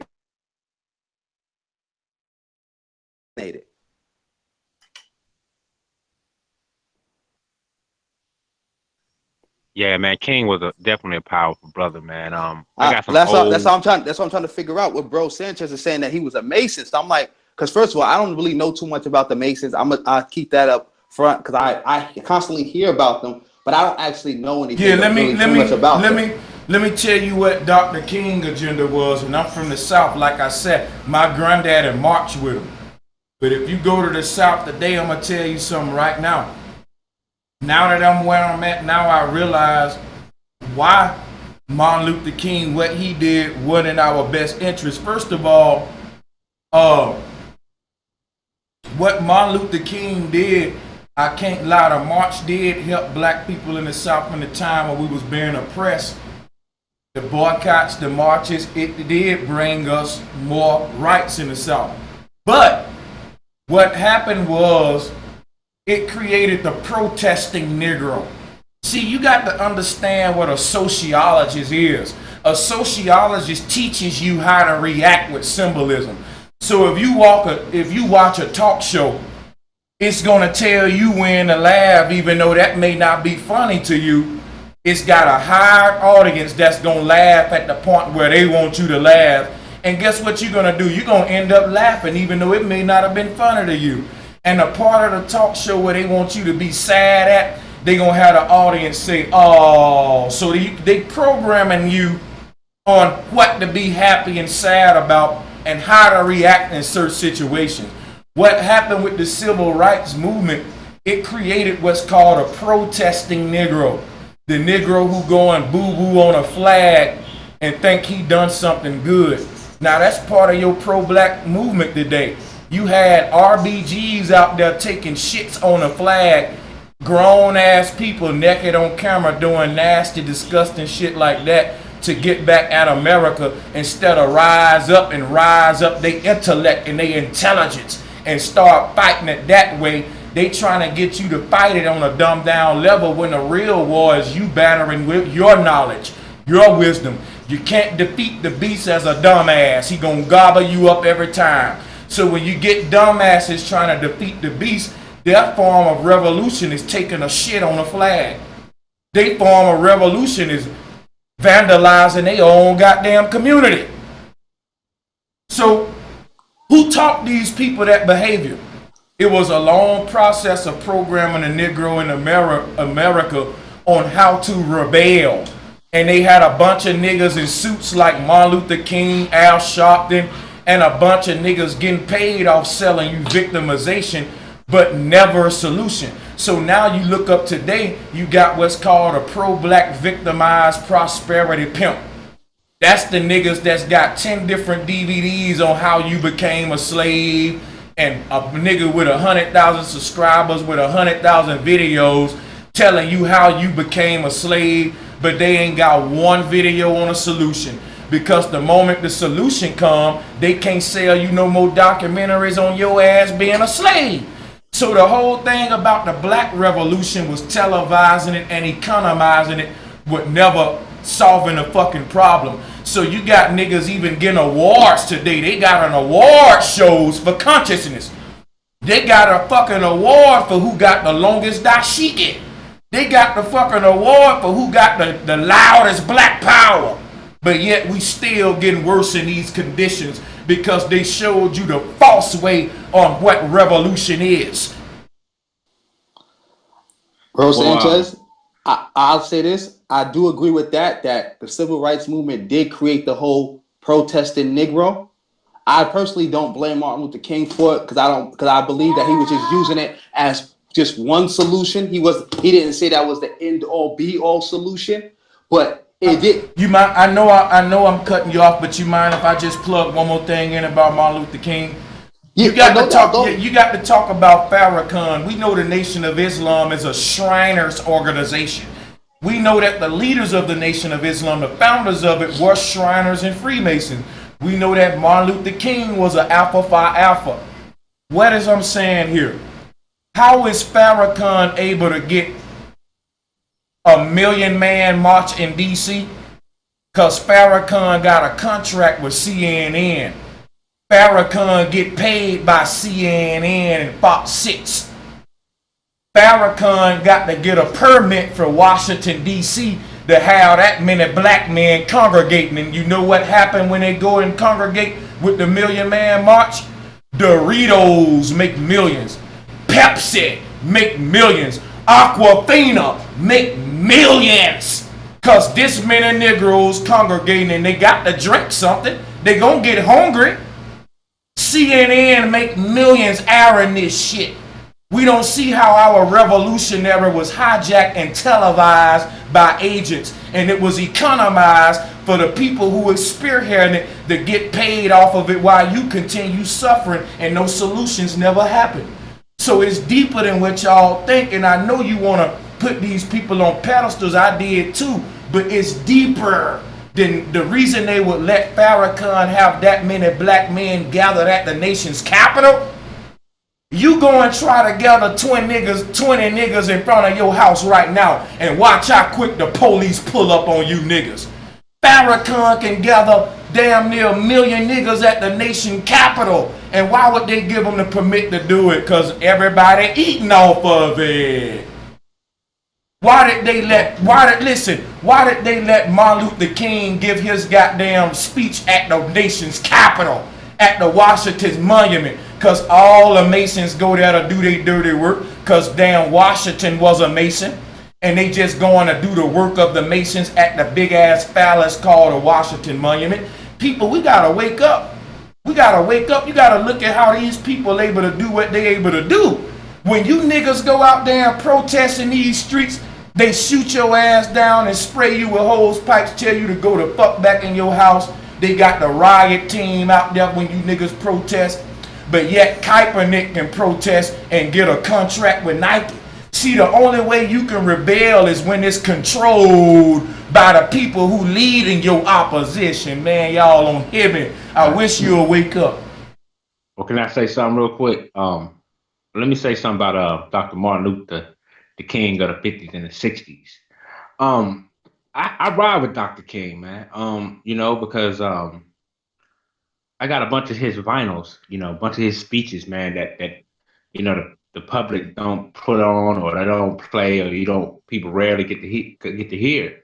And what the brother was doing, man, and was trying to say is he was trying to show us how to take over the system by working inside the system, just like the Chinese are doing and the Mexicans and everybody, they got the Telemundo and Chinese and everybody is rising economically in this system. And to me, what I got out of Dr. King from a lot of the speeches I've heard on vinyl that they don't put out is that the brother was basically saying we got to share with each other and we got to work our way up in this system.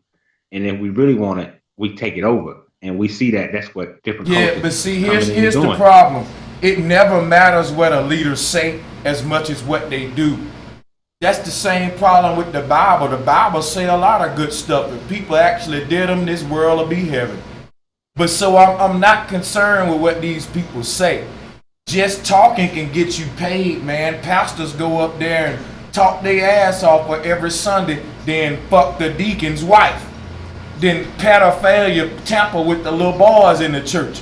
So I ain't concerned with what men say. I'm concerned with their agenda. See, here's the thing. Masons don't care about you knowing the truth. They just want to get paid being the one telling it to you. They only care about you rising up with the truth striking back, but they know you're too pussy to do that. So what the Masons concerned with is just selling you the lie and selling you the truth. Why? Because they greedy. If I can sell you a movie telling your ass lies and make millions, why just stop at the lie when I can tell you the truth and make millions off that too?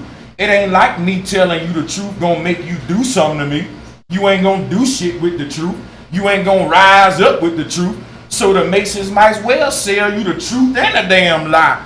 And they got their own people to go out there saying the real shit. Like you can quote Dick Gregory all day. I love Dick Gregory. He still was an Alpha Phi Alpha. You can quote Martin Luther King all day. He still was an Alpha Phi Alpha. You cannot be your foot on both sides of the fence. You took an oath to that fraternity, and that oath that you took to that fraternity goes against the masses of the people. You can't play them both. You can't play them both. That's just like if you're a police and the government start attacking its citizens. That police got to take a choice. Is you going to ride with the government against your own family and protect your badge? Or you going to take your badge off now and say, fuck that, I know I'm a police, but this is wrong government, I'm going to help the people. That ain't never going to happen. Because the people ain't going to never rise up to the point where they going to have to show their true colors. So you got these Alpha Phi Alphas in the community and Masons, and it's been that way since Dr. King, Marcus Garvey, of them controlling the minds of black people. Why we still ain't out of our position if these men were so fucking great? Why the world even worse today for black people, but we still sucking off all of these failed ass leaders? They ain't give you shit but a costume and a bunch of pride.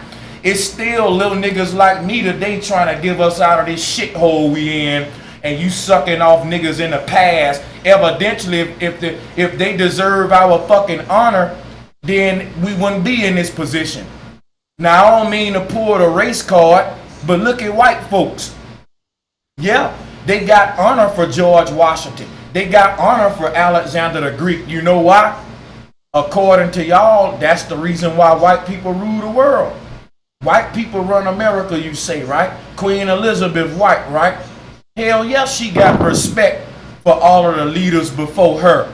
Because if it wasn't for them, she wouldn't be in that castle. You never see white people giving their leaders that failed them respect. They shun them. You don't even mention their name in history. The Donald Trump family got a poor brother, y'all. The Trump family got a poor brother because he embarrassed the family. He didn't make good financial investments, so the family cut him off. But with black people, You can be a failed leader and still get sucked off. Why I say you failed? Because if any of them leaders succeeded, we wouldn't be in the position we in now. I don't want to hear no excuses. And that's just my radical ideology with it. Well, the thing I see is a lot of times a lot of these people they don't consider themselves as leaders.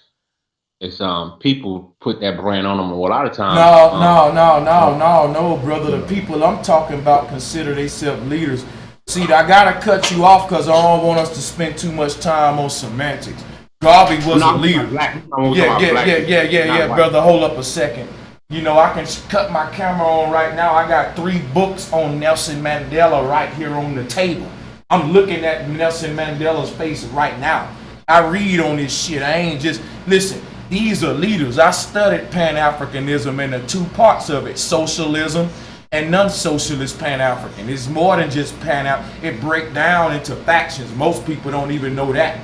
What I'm telling you is the leader argument is irrelevant. I'll just pass the mic to Javen if that's your argument, not to be disrespectful, but to come up here and say Garvey wasn't a leader is not only a disrespect to Garvey, but a way to run from the evidence I'm presenting. These were definitely leaders, man. In Black History Month, they teach you about black leaders. Martin Luther King was one of them. Garvey is one. I mean, so let's call it what it is and let's actually address the information. Let's not deal with the semantics. They were leaders. They led people. Go ahead. well, I was just saying it was the people that put the power within that person. Basically, that's all I'm saying.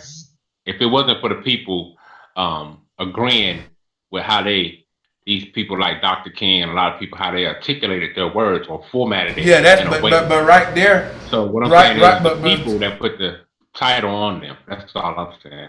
Yeah, nah, but what you're saying is still crazy, Madun.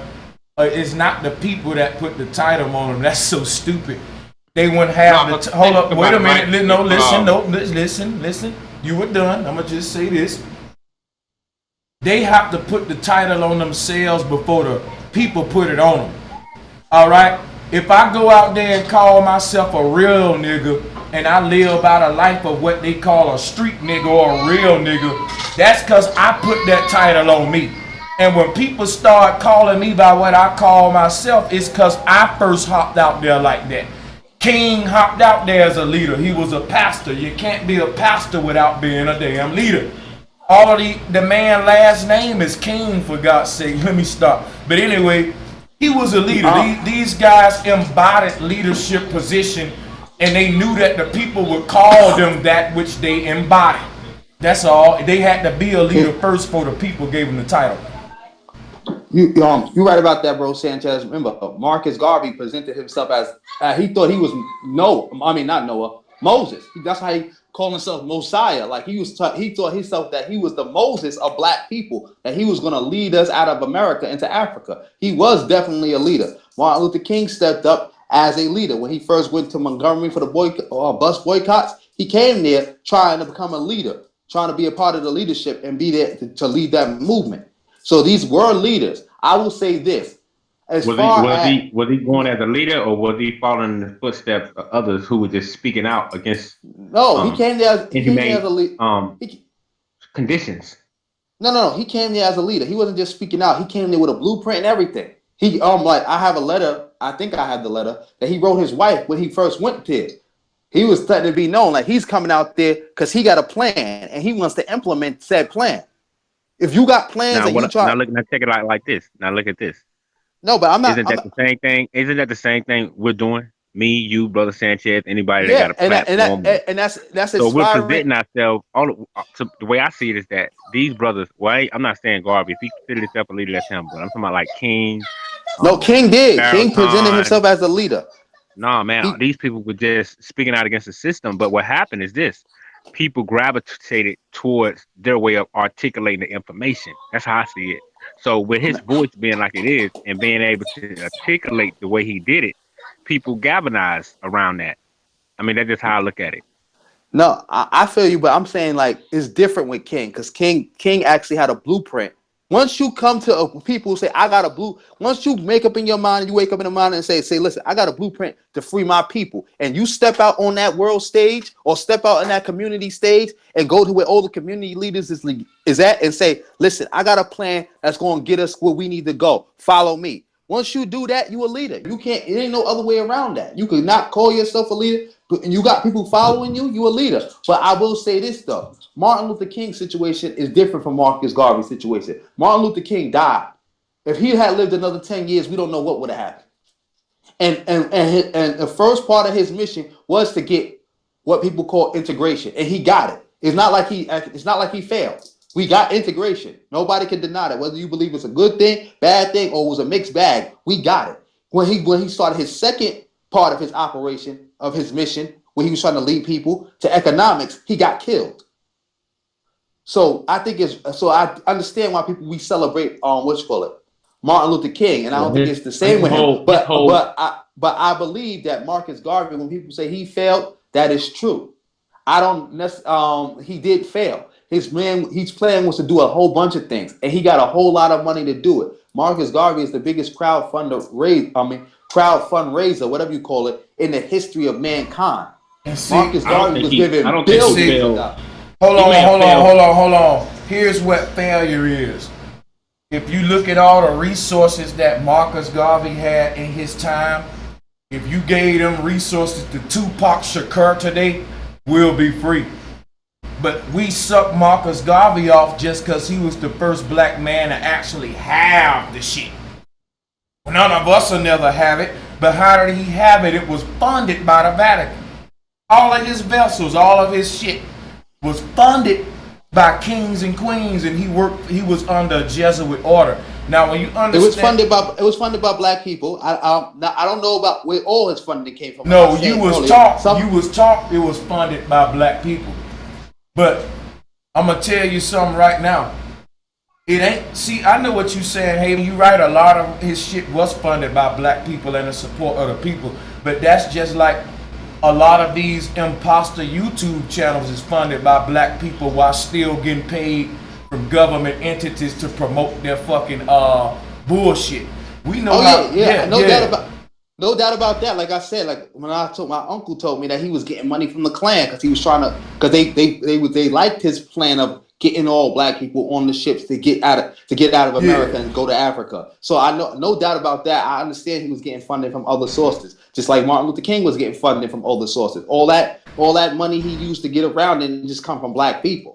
But I was saying that too. But on the point you was making about the amount of resources, like I was trying to make, you are 110% correct. That's one of the things people don't like about me when I brought that up about Garvey. Garvey done got, probably, if we take the amount of money Garvey got and put it in today's money, it would be in the billions.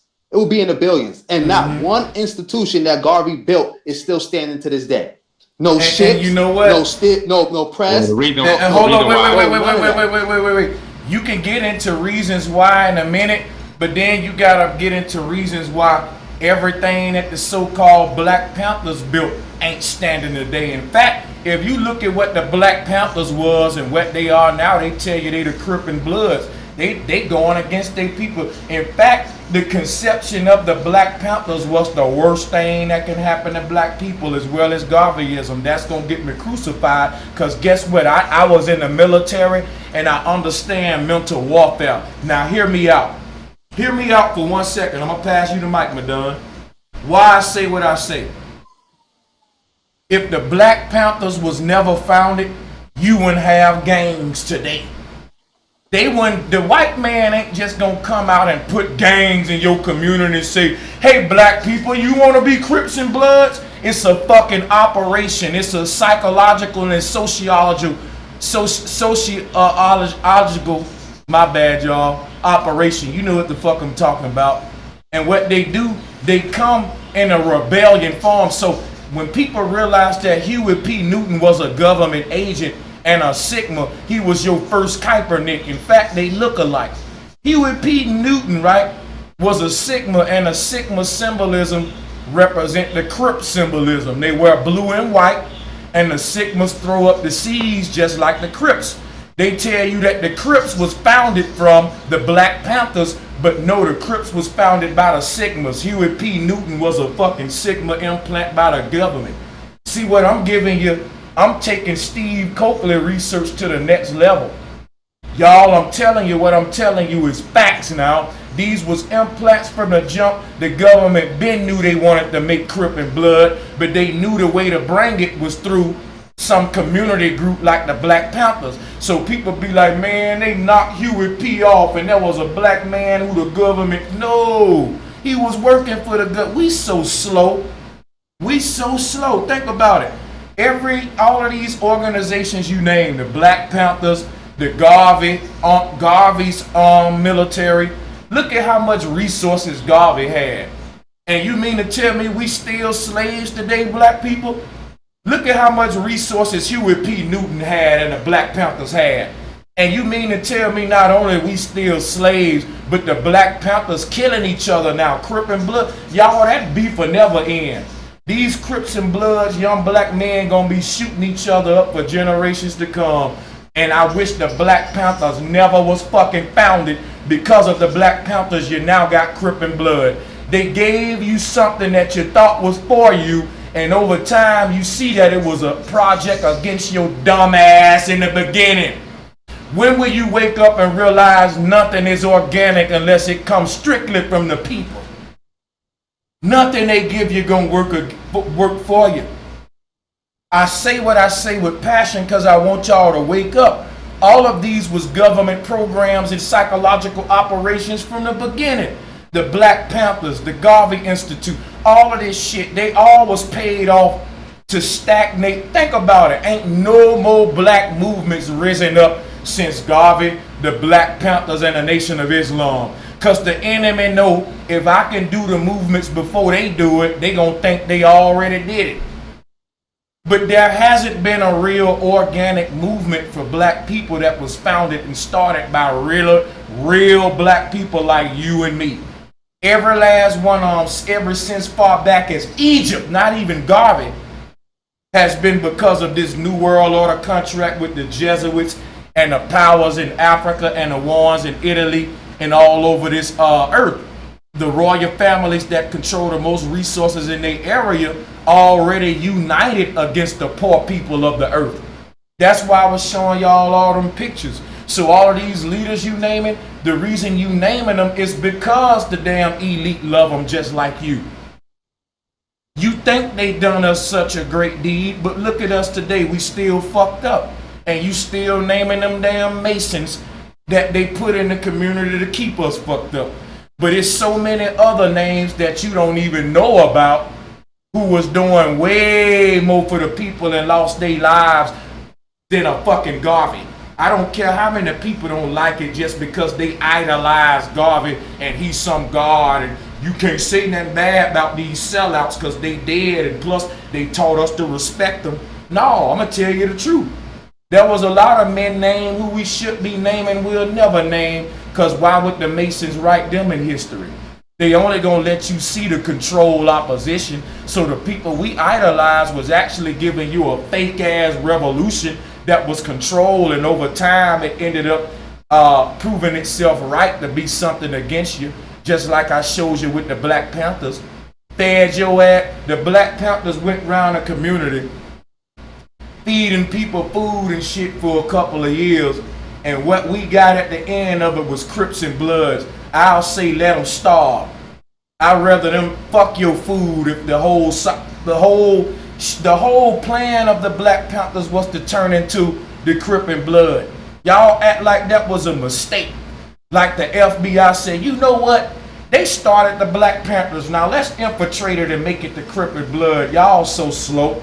The FBI was Huey P. Newton. They started, I hope y'all see what I'm saying. They started it from the get-go. It was no infiltration. There was implants starting these control oppositions from the jump, just like Kaepernick doing today. And a lot of people still don't get that Kaepernick is making millions off black people, exploiting them in the name of victimization. Man, let me shut up, man. Let me just shut the fuck up, man. Well, let me say this real quick, man. Coming from a grassroots, you know, my mom, she worked at the King Center in Atlanta back in the when they first erected it in Atlanta. You know what I mean? So from a grassroots standpoint, a lot of the people my mom associated with and that I know now that I've grown up, um, they took the information from people like King, Garvey, and a lot of these other people, and they was able to utilize that through PTA meetings, going to City Hall, um, doing different other stuff as well. Some people, where they got it wrong at, to me, is they start romanticizing these people. While you had other people that were utilizing the ideas and the thoughts that was given by these brothers and sisters to like in areas, rural areas where a lot of people were still ignorant of the laws and the different ways to make different situations change. A lot of these other people that took those teachings and other teachings from other people, they was able to utilize it and make a difference within the community and the school systems and a lot of things like that. I think there's two different phases of what people got from people like Garvey, King, Farrakhan, Elijah Muhammad. The people that romanticizing them, they just going to keep romanticizing it. But the people that's going to do the grassroots work, they're going to utilize the information and make it work within the surroundings.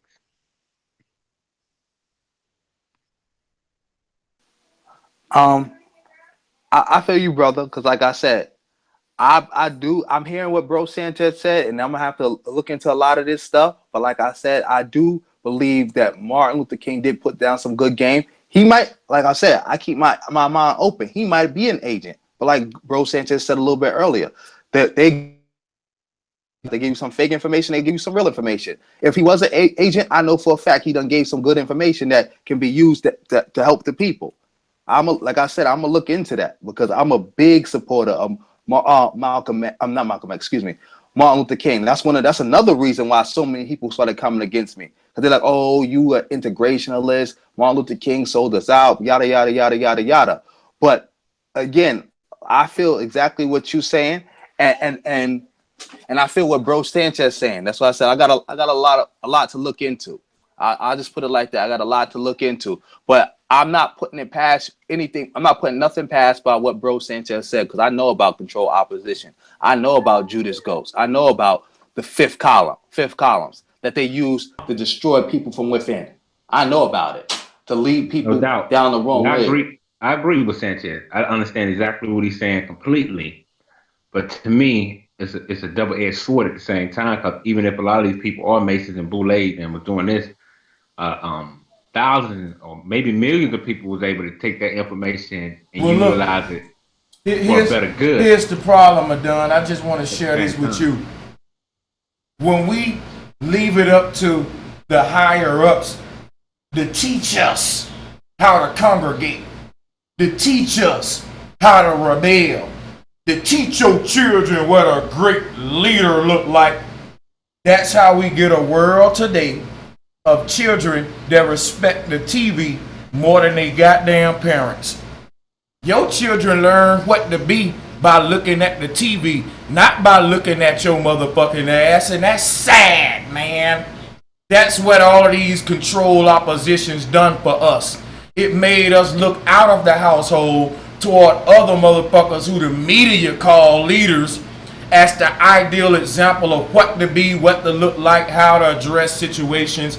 And really, if they would have learned it from their daddy, they would have known that daddy really had a different viewpoint from these folks all the fucking long. But we go by the popular one that's televised. That's why there was a smart man that said the revolution will never be televised. You know why? The real revolution gonna happen when the parents start putting the truth in their children instead of their children got to look at a poster board of assigned leaders that the elite said, hey, here go your group of leaders.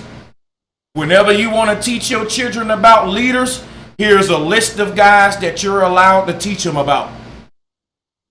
And they give you the same motherfuckers. Martin Luther King, Marcus Garvey, and it's a bunch of Masons who they already gave you your fucking list to show you on how to be docile.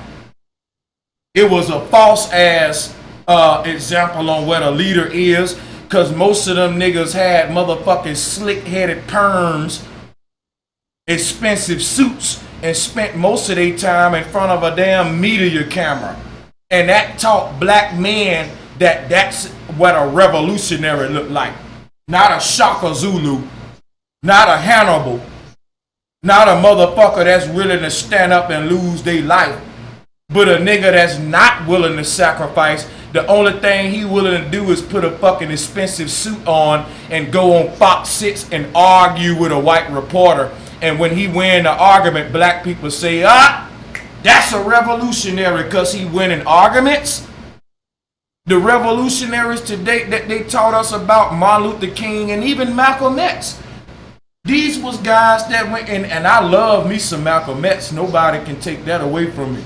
But these were guys that really they was put in the forefront to show you that being a revolutionary is a nigga that look good in a suit and talk good on TV in front of the news about black problems. And that's what we got today. No offense, but a bunch of Tariq Nasheed niggas put a suit on, make documentaries, but never gonna stand up and go do nothing physically, nothing militant. Not to promote violence, but I'm just showing y'all how we became docile. Your revolution was turned into a nigga winning an argument in a fucking suit. The Al Sharptons and the Kings and the niggas who said, he told him, girl. They got the news cameras on and he sure told him about black problems, but don't shit never change. Cause you think a revolution is winning a fucking argument. That's what they did. They commercialized your revolution. Well, I can dig that, man. You know, I can agree with that at the same time. And the way I see it is that you know, all this stuff right here is what validates that to me that we the lost people that the Bible talked about. Because if you look at it, right, this is how, and it make me laugh when I think about this. We always the people that come up with 4-letter chants. Ever since the Bible time, what was it? Let my people go. We shall overcome. I am somebody. Hands up, don't shoot. You see what I'm saying? So to me, these consecutive or repeating 4-letter chants, to me, it kind of validates, you know, we the people of prophecy, man. You know, it's crazy. I put it like this, bro, Sanchez. The last part of what you said is absolutely true, and I've been telling people that's another thing that got me in trouble with people. When I say that winning, going on TV and winning arguments is not solving anything, and the reason people think that's what you're supposed to do is because you're right. They watch Malcolm do it, they watch Dr. King do it, they watch Khalid Abdul Muhammad do it, they watch Tariq Nasheed do it, Umar Johnson do it. They watch this, so they think this is how you fight the power. You go on TV and you debate somebody about whether racism is real or not. You're gonna win that debate every time. That's not even a debate worth having. Of course, racism is real. Now, what we gonna do about it? Not to, like I said, not to disparage those other brothers that I mentioned. Like I said, like you say, you love Malcolm X. I love Martin Luther King. Like I keep saying, but you are right about that. That part is what people saw, and they think that's what you're supposed to do because they seen the people that they look up to and told that are leaders. That's what they did. And this is what I also got in trouble for before when I used to tell people for like 3 years. I've been telling people this on YouTube because I've been on YouTube for like 3 years about the importance of grassroots politics. Like, stop letting the Democratic Party put black people in front of you and say this is who you vote for. I'm telling people, like, you do know that you can become your own politician, right? You do know you could find somebody in your group that you really fuck with and say, you know what, you speak good, you smart, we fuck with you. Why don't you run for office? You don't have to wait till the DNC or the RNC or whoever say pick somebody for you and say, here, vote for them. This is why we got so many black politicians now, and things ain't being done because who are these people? Do they even live in your community? Have you ever even talked to them before? Who are they? What do they stand for? Why are you voting for them? And again, I don't want nobody to get me misunderstood, so I got to make my understanding understood. I do believe in voting, and I do believe that can accomplish some things. I never once said, because people try to straw man me, that voting will get you get you total liberation. I never said that. I said, but it can help and improve things in your everyday life, especially if you picked your politicians that you believe should be the politicians. We the people, you get the vote. You don't need to keep letting people anoint people and send them to you and tell them how great of a leader they was and how much work they did for you when they ain't do nothing. And they ain't doing nothing today but getting rich and living a million miles away from you while you suffering and you poor. Well, Steve, that's why King was like, take over. If you're gonna take this system over, man, you got to work in it to dominate it. You see what I'm saying? You got to take over all the job positions if you want to dominate it and take it over. You can only take it over from within. You got to be that spook that sat by the door, and count a host of other things. You know what I'm saying? Until then, it's just gonna be a dream deferred. We know what happens to that. Yeah, but I hear what you're saying. You're right to a certain extent. But King was definitely not that spooked by the door. I'm going to tell you something. There wasn't too many spooked by the doors. All of these whistleblowers are who the government give you because they know you like whistleblowers. All of these guys on YouTube saying, I used to be a Mason and I can tell you all about it, man, they on a mission. That's so easy. Like, y'all still falling for that? Like, ain't no real spook by the doors. If the spook is by the motherfucking door, why we still on the damn plantation? Well, I'm a spook by the door because what I do. Like the people at my job, they don't understand none that I studied, none of that. So, but I'm gathering information. I'm playing a role. Just like the camera. But see, I agree that you are spooked by the door, Madon. I do agree. That's why you ain't popular. That's why we'll never know your name when you gone, like King and all these other guys. That's my point. Right. Well, yeah, I could dig that. But that's my point. I wasn't saying King was the spook by the door. I was saying that from a lot of his speeches that I've heard on vinyl and stuff like that, he was basically saying some of us gotta be there. Let me tell you something. But a lot of people. Hold on. Listen. Let me tell you something. The government knows that you're smart. The government knows it's a matter of time that everybody catch on to their scheme, man, and the truth come to light. So what the government do before that happened, they just give you a leader that gonna expose them. But guess what though? Did it solve our problem? No, because the revolution didn't come from you. All right, the people who they get to tell you the truth will still lead you to a docile solution. Now, the real people who would take that truth from the government and apply it to overthrow the government, you think the government gonna give them that truth to take them out of power? It sounds stupid. Like, yeah, Martin Luther King can join A5A, go and be the spook set by the door, and he gonna benefit by joining Alpha Phi Alpha and playing it this close with the media and the government to get black people to a better state. Hell no. Look at all our leaders in the past. Look at our condition now. It's worse than they probably ever imagined that they selling out ass was gonna do to the people. We in a fucked up position today. Well, see, this is what my bad. Well, this is what I got from King, from a lot of the speeches that I heard. To me, what he was saying on some of these speeches is that, just say you got the local grocery store. Say you got 2 local grocery stores. I hear what you're saying. hiring black.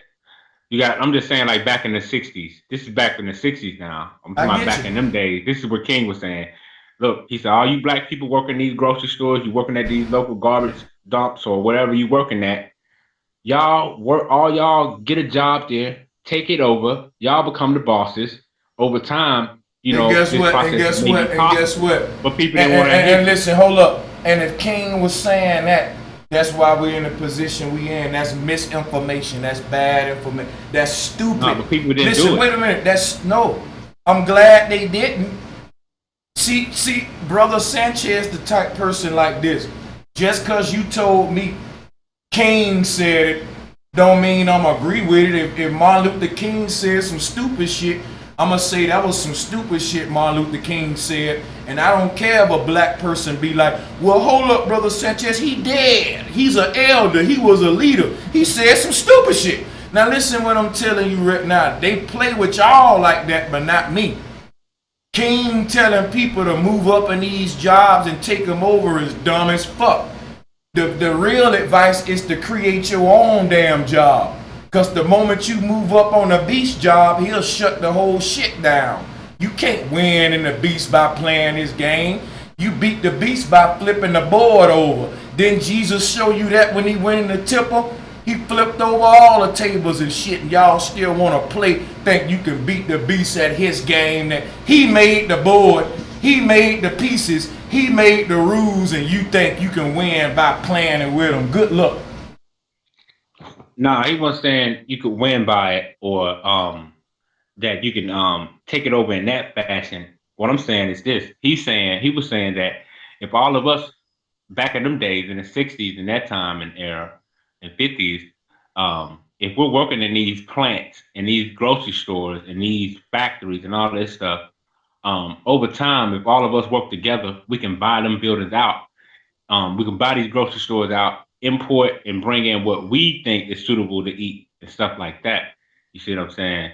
So that's what I was saying. He was saying by taking it over to where a point to where we can get it, we can buy the building. But see, you're not going to take over use the money to buy our own and build our own factories or our own man, listen to me. Even though you're not going to beat this system, but he knew that we weren't going to go back to North Africa, so you might as well make your captivity comfortable. Question, Madon, are we free right now? Yeah, to a degree, yeah. Wait, stop. Hold up. Where you want. If you can make your answers brief, that'll be great for me and the audience for the sake of me reaching the conclusion. The people don't necessarily dislike you, Madon. They start hating you when you start dancing and making the show difficult. You know what I'm asking you? Be brief. Let me reach my point. I'm not trying to corner you. I'm asking you real shit. Are we free now? As a people collective, just as a whole, man, you gotta be honest. Yeah, to a degree. Yep. I think no, you're not asking me. I did not ask you, are we free to a degree? I can tell you that out of my own mouth that we free to a degree and that we ain't free to a degree. That's vague as fuck. That ain't what I'm dealing with. Can you tell me right now, yay or nay, are we free as a collective? Yes or no? Fuck the degrees. Are we free? Yes or no as a collective? Now let me ask this is basic. Physically or mentally? In all ways, it's a general statement. Are we free? Because if we was free, we wouldn't be on YouTube having these panels and shit. You know what I mean? Like, I'm just asking you a simple question, bro. Not just black people. Ain't no motherfucking body free today. Just for you to even have to think about that, show me I might as well just move on. Like, my next question, if you think, yeah, we free today, bro, boss. We free. Look, we so free. I'm asking you, are we free, man? If you put it like that, the answer would be no. Of course, I put it like that from the get-go when you was dancing. Of course you know that. Let me finish. Let me reach the point. You don't look. Fuck the expletive. But look though, the more you talk, the less time I reach my point. It's a yes or no question for me to continue my bill. All the cut in and explanations, my subscribers don't really give a fuck about the explanations on why you thought that. Now that we got it cleared up, they just care about us moving on with the show. Can you feel me on that? Real quick, Sanchez. Let me say this real quick. The reason I will have to put it like that because when you ask me, are we free? To me, it's a simple question. Yeah, you know, it's a no question. No. You gotta add more to it. Right now, I'm not making my point because you want to stop me on a different argument, which is, are we free? Brother, if we was free, you think Brother Sanchez will spend hours on YouTube talking about solutions and community bills and empowerment? You've been on these fucking panels with me for over a year and now you saying we free? Why the fuck you on this damn hangout? Why are we even discussing? That's why my first answer was to a degree. The reason I say this is not a time to be vague. It's a time for you to hold up, wait. No, I'm not asking you a question by degrees, or I would have said that. So in the classroom, you would have got a big fat F and it would have been. No, the degree is an answer. No, it's not. That's not what I asked, brother. That's not what I asked. I asked you, as a collective, a general statement. Are we free? If I wanted to ask you, are we free to a certain degree, I would have said that, dude. I do know what a degree means. I didn't want to ask you that. What I wanted to ask you was, are we free in general? Fuck the degrees. If you can say to me, well, I don't know how to answer you without using degrees, I can accept that. I can say, well, damn, he don't know how to answer a general question, and he holding up my point. Javen Bullets ready to build while we still, it was a yes or no question. You know goddamn well we ain't free. But right now we wasting the people time when everybody in the chat room, even my enemies in the chat room, know we ain't damn free right now. But since you want to be all peculiar to a degree, Madon, that's why I be reluctant to like send you. That's my answer though, man. That's how I see it. I think cool, we're free to a degree. That's just me. And guess what? I'm so damn fair. I can accept the answer, but I also can hit the button that say it's a failure, you're wrong, your answer was irrelevant, it then answer the question, and at this time I'm gonna pass it to Javen Bullets because I can't even get to my point with you because you I would think you would ask me why would I say that? I know why you would say it, brother. Because you don't know how to answer a general question. You just told me that you can only answer by degrees, but I didn't want to fucking answer by degrees. I don't know if you understand the units of measurement. I can go into the decimal units of my mathematical sum, or I can just round the shit off. We all was taught how to round off in school, and you acting like now that you don't know how to fucking round off, that you gotta keep using degrees and decimals when the teacher asking you to round off your fucking answer right now because other people on the panel. But you failed to do that. That's okay. Like I said, let me ask you a quick question. Brother, I'm not taking no questions. I was trying to reach a point by asking you a question. That turned into a 30-minute shit show. Now you want to ask me a question when all I asked you was a general fucking question. Are we free? And my answer was to a degree. That's my answer. That's all I can say. And all I'm gonna say is, when a teacher tests you, you can give your answer. It don't mean it's right. If the fucking math problems say we're not dealing with decimals, we're dealing with rounding off, and you still want to answer the teacher in decimals, you the dumbass that failed that portion of the class. Because when I was in class, the teacher taught us how to answer in decimals or degrees, but they also taught us how to not and just to round off the decimal to a whole number. You failed that part of class, and I'm not here to teach you that, so I'm just moving the mic on, brother. I asked you for a general answer, brother. I didn't ask you, no, why you cutting me off? Now you, but see, you can't keep cutting me off. You can't, I'm not through talking. Can you wait till I finish and I pass you the mic? You can't share the mic, you keep cutting me off, and you can't answer without using degrees. This is why I don't allow everybody on my panels. I'm sorry, brother. Like, I'm not trying to debate you. I'm trying to reach a point and give the people some good information. And this past 30, 20 minutes was just stupid to me. Like, only thing I asked you, madam, was, are the people free? Any logical, real-minded person would be like, oh, hell no, we ain't free. We got a long way to go. They wouldn't be up here like, to a degree and all of that shit. I'm not asking you degrees, brother. We more lost now than the ancestors was. So you can't talk about we free to a degree when shit getting worse. You're wrong all the way around. Nothing you said out your mouth been right for the past couple minutes. And I'm not picking on you. I'm just been keeping it real. This whole shit about me asking you. I don't take it that way. Look, the whole shit about me asking you, are we free? And us getting caught up into this little stupid argument right now. That's a failure on your part, brother. That's all I'm saying. I didn't even get to reach my point because I got to convince you that we ain't fucking free. And I thought you knew we weren't free. Like, I feel like I'm moving backwards. That's all I'm saying. I didn't ask you about degrees. So if you keep cutting me off to talk about degrees, you're being retarded right now. I know what degrees are. I didn't ask you about that, but go ahead. Well, let me say this real quick. The reason, look, this is why I say to a degree, man. Because the way I see it, I feel like we are like the elephant that was on a chain for 30 years, and then they took the chain off, and he think he's still on it. That's how I see us as a people, man. That's just how I see it. That's why I say to a degree, because I think we're like that elephant.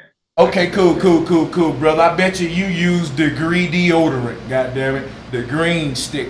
Shout out to my Don and these damn, let's let Javen get in, man, because I ain't gonna lie to you, brother. Me personally, that was just stupid what just happened. But I'm gonna pass the mic. Respect to you, my Don. I would say that we not free. I'll put it like this: we not free. Like you said, we got a long way to go. We freer than we were maybe 300 years ago. Yeah, but right now we definitely still ain't free. We're not free.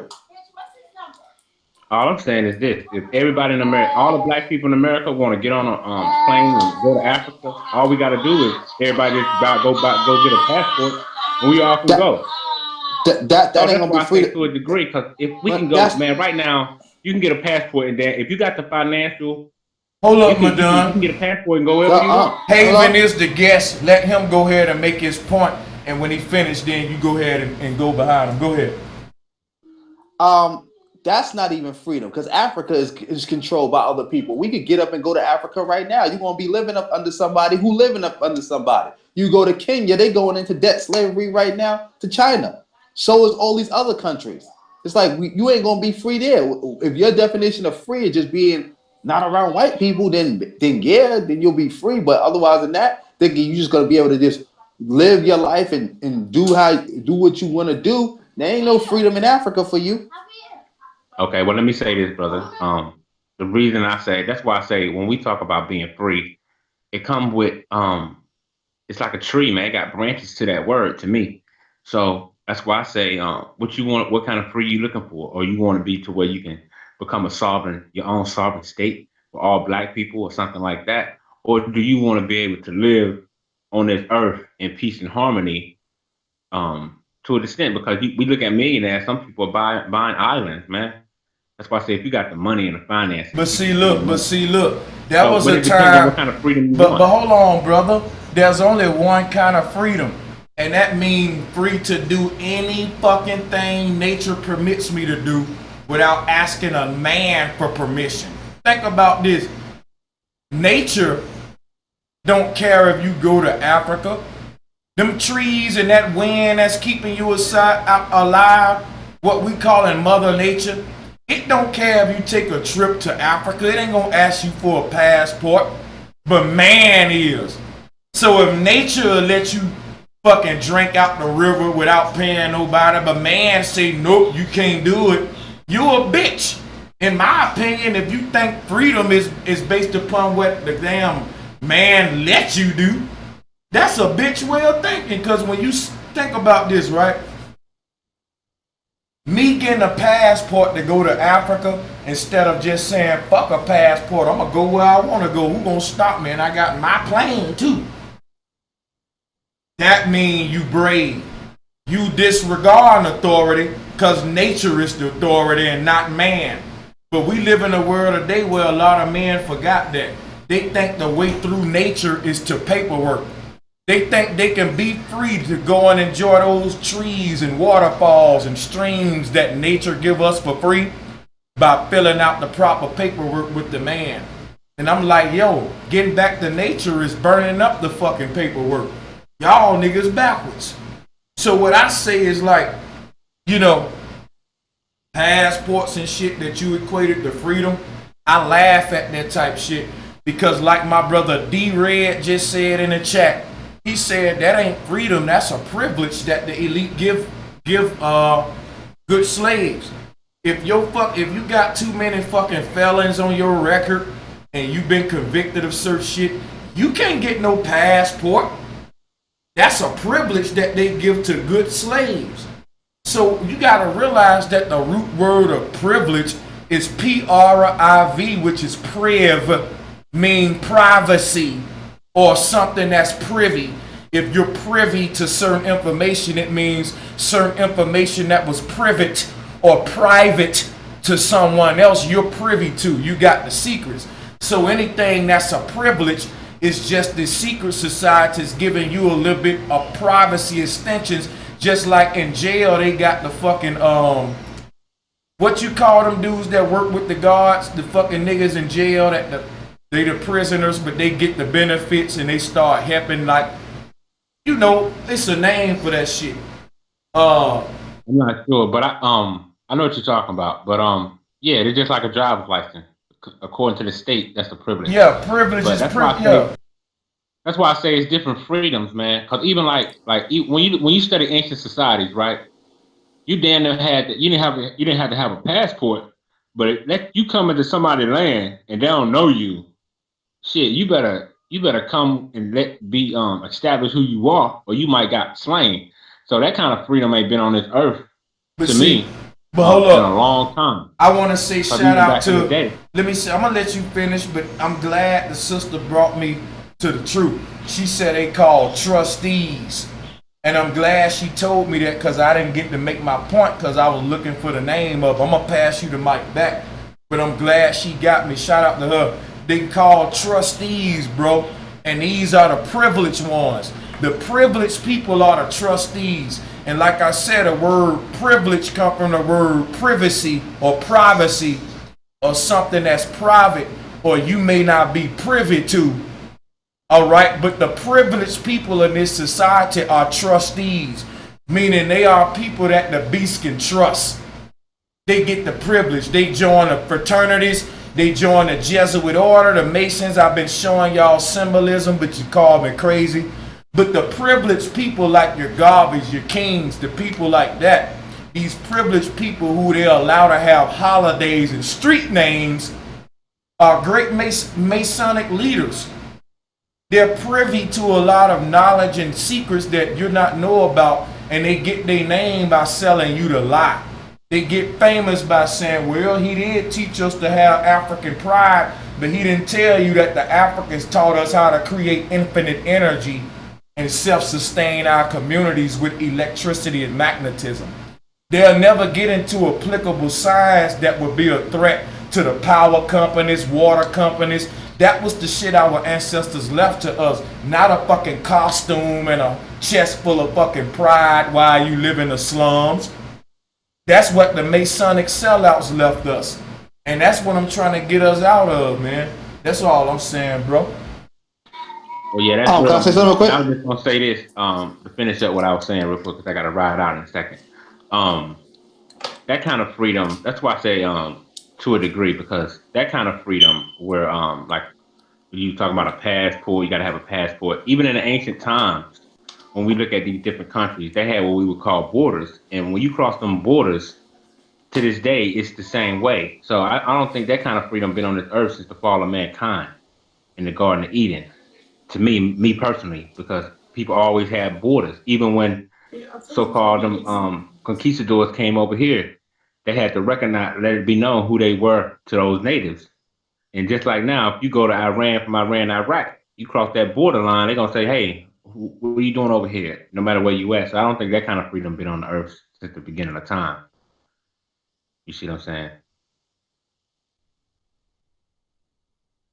Well, Madon, I'm gonna say this. I understand what you're saying, and I understand what Bro Sanchez is saying. I think that's probably what was the issue between y'all. He asks you, "Are we free? Yes or no?"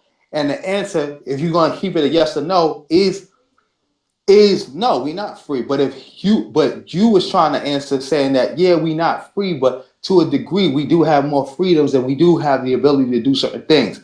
I think that's where the confusion came in at.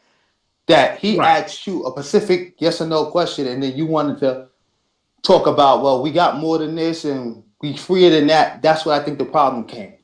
Well, yeah. And hold on, Madon. Wait, Madon. Let me address that. I'm glad Haven cut in and said that. And shout out to Haven Bullets. He the guest for today's show. And y'all can see him being a guest on today's show. He kind of like juggling in between roles because he's Slyway being a host and a moderator too. So shout out to Haven recognizing the situation and just being a positive brother, because he see me and Madon kind of going at it and he keeping the peace. That's why I fucks with this brother, man. But I'm gonna say this to Madon. You got to think about something, done. The slaves that was getting beat and tortured knew who the fuck the enemy was.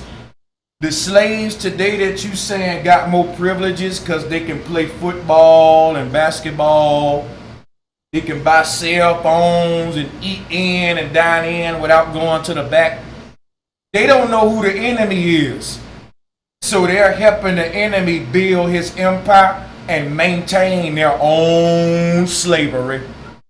Whereas the damn slaves who was getting beat on knew who the enemy was, may not have the privileges to go in his house and eat some damn cake off his table. They knew we got to get out of this damn slavery. Now the slaves today can go and be presidents. They can own companies and all that, but they don't know who the fucking enemy is. And all of their efforts help the enemy's empire against their own self. You see what we up against now, Madon? You got to open your mind. It's deeper than what you think. Think about what I said. Now let me say it. Oh no, I know what you're talking about for sure. Because like I said, I'm an Israelite, and when you look at the Israelites and you see the brothers on the corners, and you see how, that's how I get down. You know what I mean? That's how I look at it. You see what we say about society and Babylon and Esau and the white man, and let me say this. I know exactly what you're saying. So what I'm saying is that's why I say, to me, we're free to a degree. Yeah, we're still under bondage because according to the scriptures, we're still in bondage.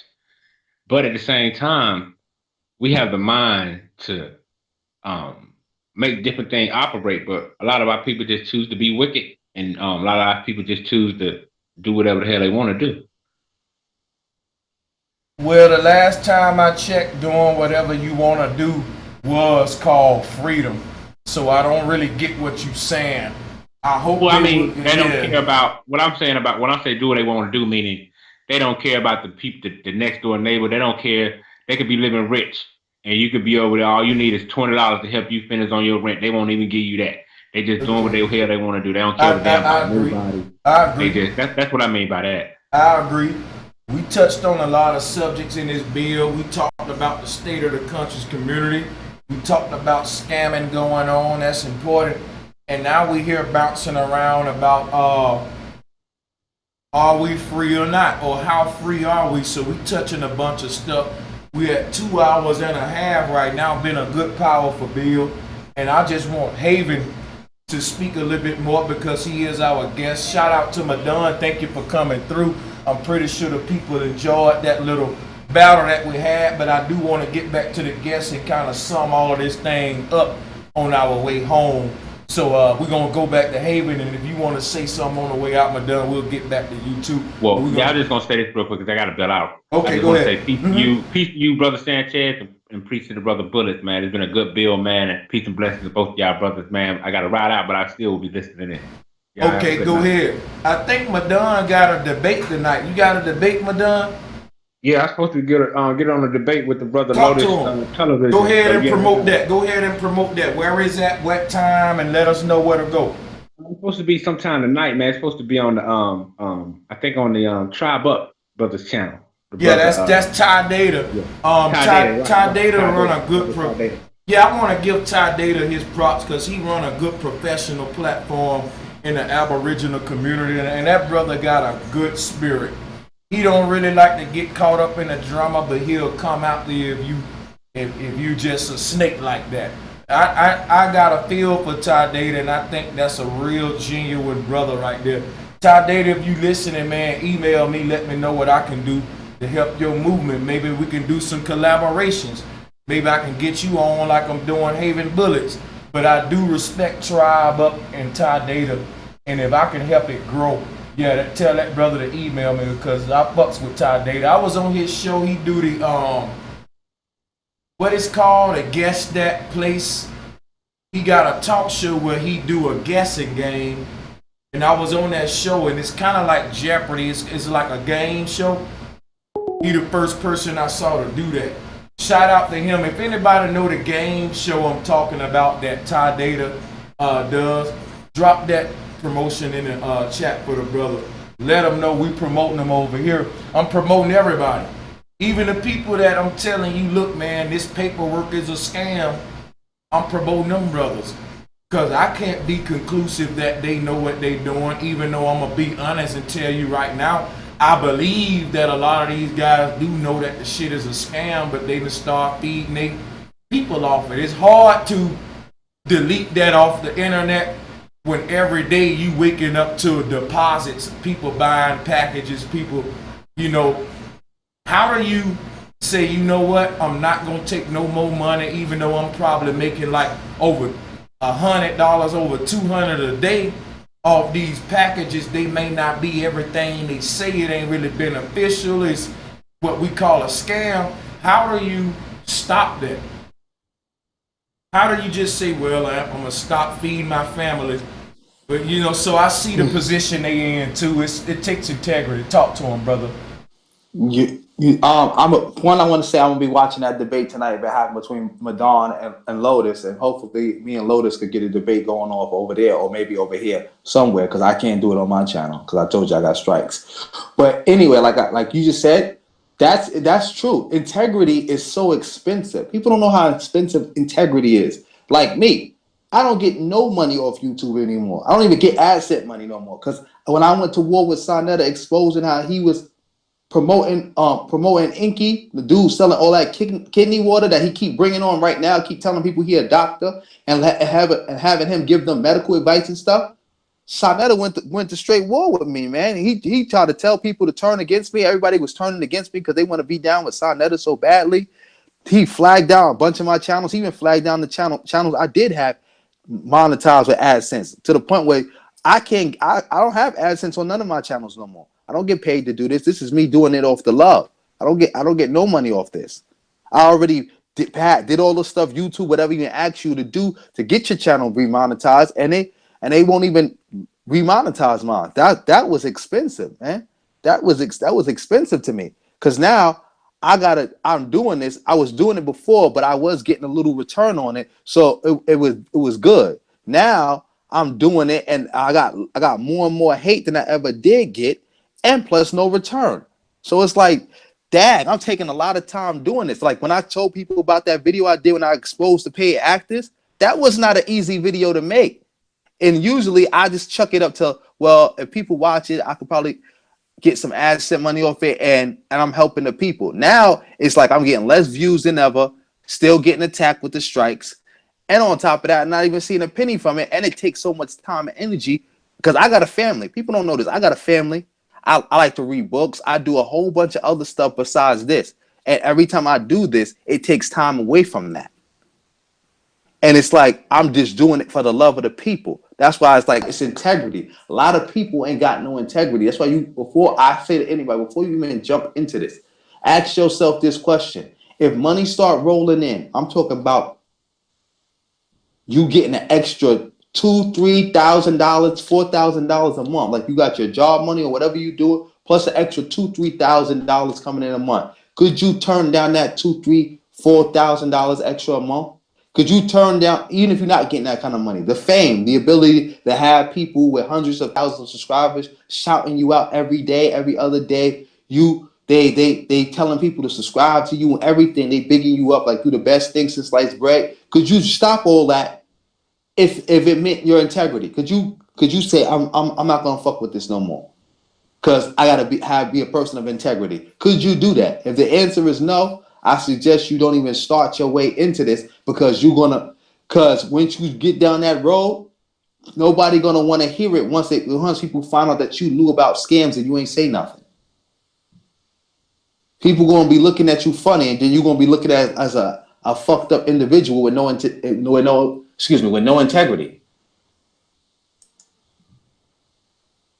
That's what you're gonna be looked at. That's like, because a facts. lot of people, because people don't know this, I was the one who was bringing it out heavy that Umar was scamming people. I was the one who told people that Umar has money that he's not telling people about. And then he had to come out, that video I made went viral. Umar had to come out and tell people he had $1 million. Then he had to drop it to $750,000.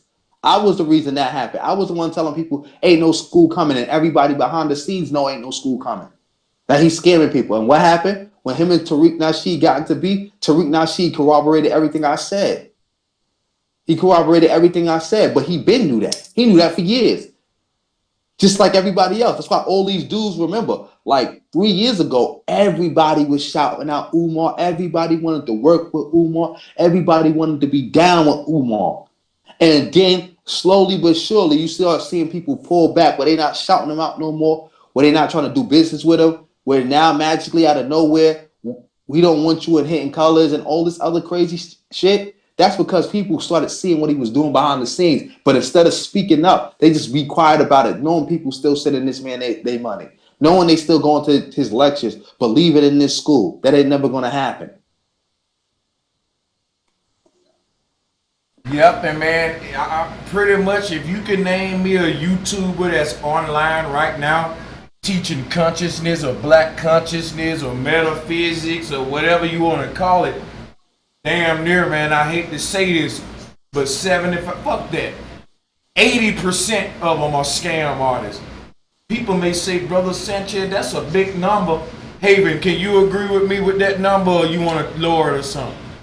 Nah, I probably would even up it, because a lot of the, like I said, a lot of people, once you know what people doing behind the scenes, once you know that I'm stealing from somebody and I'm promoting fake information, and you ain't gonna say nothing because you got some type of a deal, because that's how they react, operating behind the scenes like a secret society. Everybody got you don't, when you looking at it on through just as a YouTuber, as a spectator, they don't look like they that cool with each other. Like everybody got everybody number behind the scenes. Like everybody be dealing with stuff that other people be dealing with. But everybody be watching each other videos, and they all be chit chatting behind the scenes.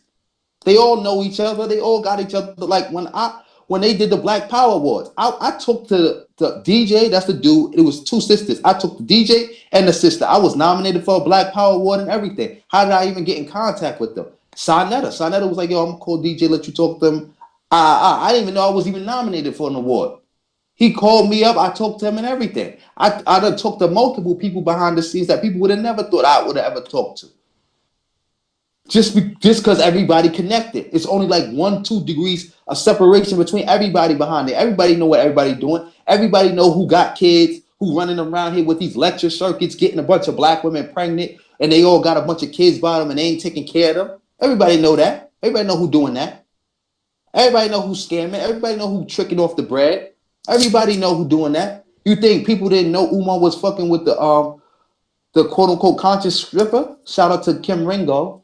But you think people didn't know Umar was fucking with her? You think Umar didn't know, people didn't know Umar was splurging on her, spending that money on her? You think people behind the scenes didn't know about that? Or they was just keeping it secret for Umar? You think people didn't know Umar was everywhere he go, he trying to sleep with everything with 2 legs? Hey, people didn't know that? I got to fucking cut in and say hallelujah. When you're right, you're right. And I'm finna pass you this mic right back. But I just want to confirm what you're saying. Ain't gonna take me but 10 seconds. I'm gonna tell you how you know he right. You know people knew it, because soon as they fell out with everybody, that's when we knew it. Talk to him about that, Javen. Go ahead. Hello? Yeah, that's the truth. Like, I've been told people. I was the one telling people, like, yo, all these dudes know what each other doing behind the scenes. As soon as they fall out, they're gonna tell. Like when Seti and Umar got into beef, Seti was talking about, yeah, Umar, you out here doing out here selling all these sisters' dreams just to get in their panties. You think I don't know about you traveling around and you doing this and that and doing the sisters like this? But it's like, and then I said, one, thank you for confirming that, Seti. 2, Seti, you said the black woman is God. How you gonna let a nigga? How you gonna stand silently while a nigga scam your God? You knew Umar was the main people giving Umar money was females.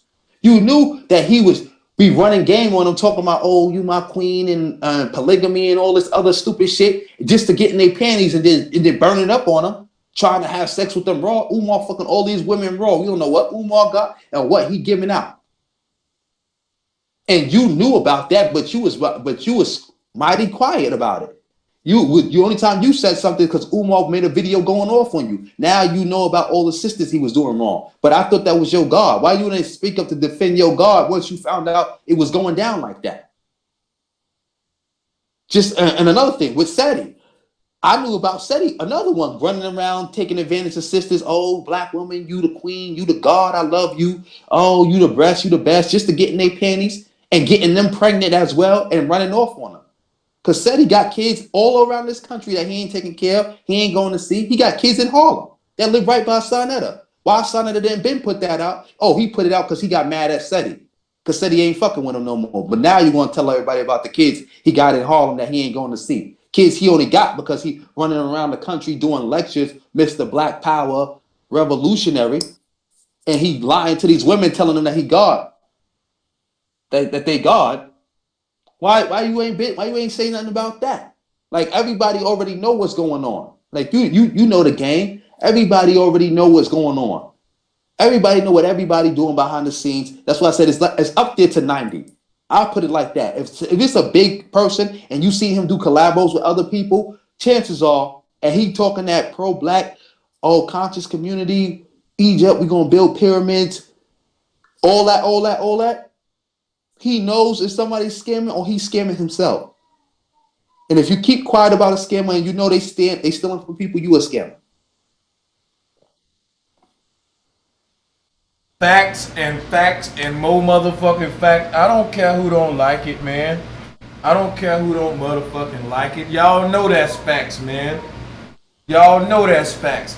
If it wasn't facts, I wouldn't have this Javen on my damn channel, man. I'm very fucking tight with my circle. Y'all know what I done been through. But guess what, though? I've been telling y'all the same shit. And I'm going to just tell you like this. I've been telling y'all from day one. These niggas come telling you, you know, black woman, black man, black woman is God. And y'all don't think these guys are being interracial relationships? Polite showed you that soon as he got money. First thing we saw that we never saw from Polite was him posing with a white model. And he came out with this crazy ass excuse on, you know, well, I was doing it just to make niggas mad, you know, just to see them see me with a white woman, just to, and I'm like, no, dog, quit playing, like, go ahead. Oh yeah, I forgot about that when Umar got caught with the white woman in London. People didn't know, remember that. That's about 3 years ago. Yo, Umar got caught with the white woman in London. I ain't even People don't know even that. remember that. And he tried to bake up some bullshit ass excuse talking about, oh, I wasn't with the white woman. That was the MI6, MI5. They was following me in the CIA, and that was an agent trying to make me look bad. He got caught with the white woman in London. And they come and see, cause they know that shit right there. What black women, listen to me. Everybody know if you a smart man who the number one consumer is. The fuck, listen. The black woman, the number one consumer, y'all. She the number one. She spent billions just on hair alone. We ain't gonna even get into the numbers. Just agree with me. Alright, I know what the fuck I'm talking about. She the number one consumer. With that being said, you don't think these predators on YouTube know it? Who to appeal to? Because they know black women been conditioned to, you know, turn their nose up on interracial shit and all that. So they gonna come out there with that type dialogue to lure your ass for them donations and all that. But on the low, they still hitting Beckett. Now the nigga who you see in a real relationship, y'all are shit on him. But that's the man who may be doing more for the black community and not asking your ass for GoFundMe money. You got niggas in interracial relationships doing more for the black community than niggas who just playing all these black women state to state, fucking them all, talking shit about interracial niggas in interracial relationships, but you creeping with white women on the low, you motherfucking, ooh, you slimy ass, grimy ass, non-integrity having fake ass niggas. You might gonna catch them with a tranny nets. You might catch them with a tranny nets. These niggas is so damn. Like you caught Yachty. Yachty got caught with a tranny. That remember when Polite had the tranny with him? Polite said, I don't know this person. They was with Yachty. And they was with Yachty. The nigga with the fucking hat telling women stupid shit that if you have your period, that's because you ain't eating right and stupid shit like that. That nigga. Like another one, scammer. He got exposed for going to the grocery store, pretending like he was growing his own vegetables. selling stuff from the grocery store that you buying like fruits and vegetables cheaply, selling it to people for like $300, pretending like he growing it and it got some magical special powers. He another one. Now, see, I ain't no people in my chat like Sanchez. They have a lot of people like that. See how slow I am? And Javen had to come out to, boy, goddamn it. That's I'm just talking, and motherfuckers like Brother Sanchez, they already did. Boy, you late as hell. Look how slow I am.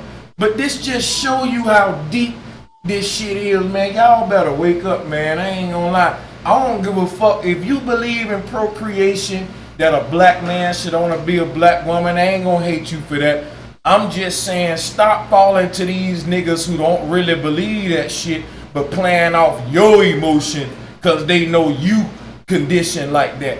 But listen also that it's been a lot of people, interracial couples, that's doing a lot for the black community, while a lot of the niggas who selling y'all the speech you want to hear keep sucking you dry.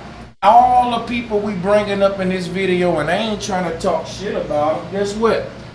Me and Javen doing a very brave job right now. I try to do this shit while also not just totally shitting on the brothers. I think Javen doing a good job of doing that.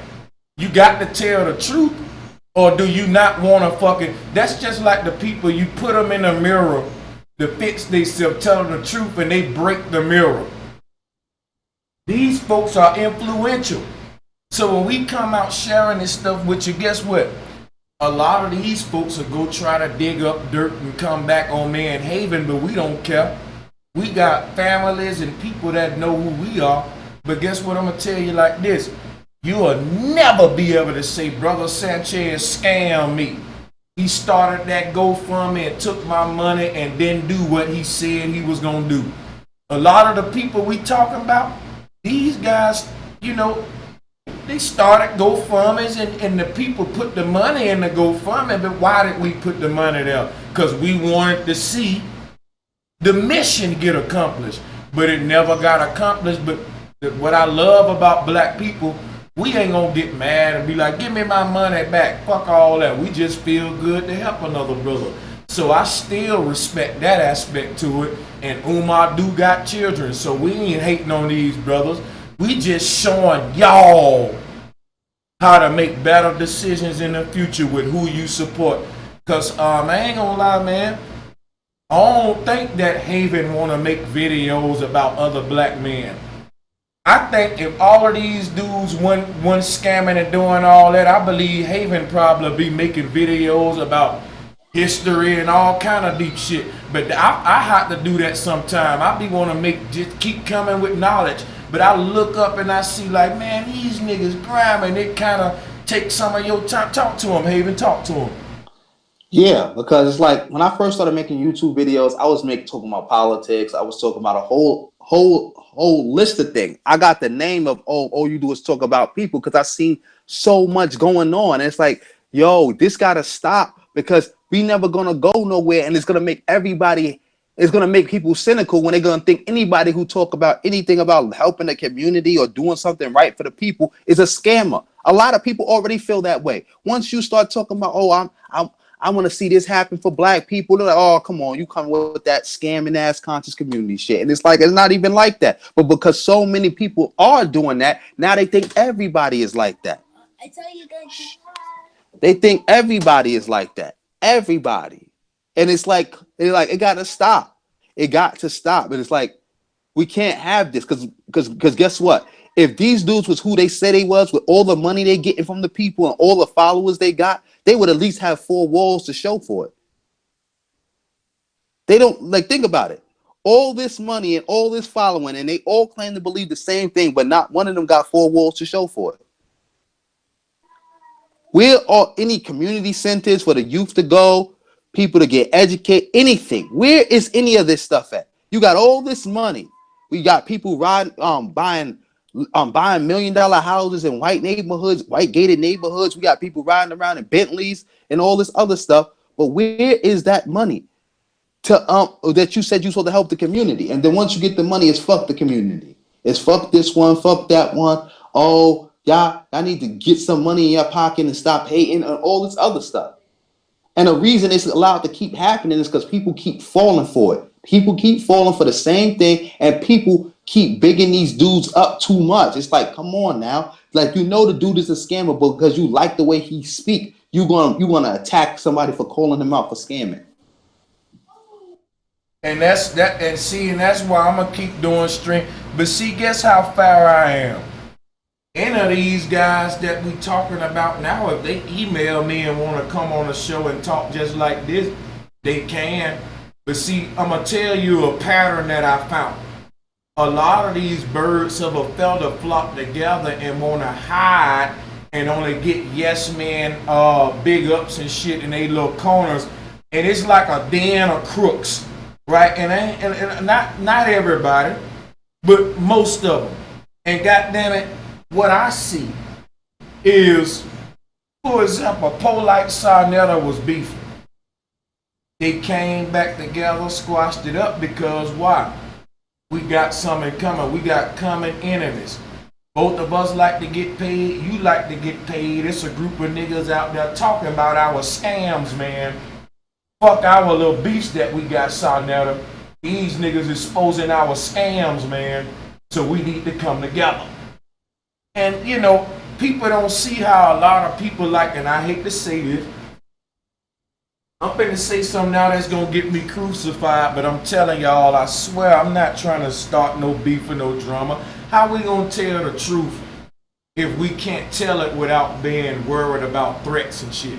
I got to be honest with you. Farrakhan, my bad. Young Pharaoh, all right, Young Pharaoh at one point of his career was selling sovereignty information, sovereignty packages, okay? And you know, we know that the brother Javen got information that Dane's selling a form of sovereignty.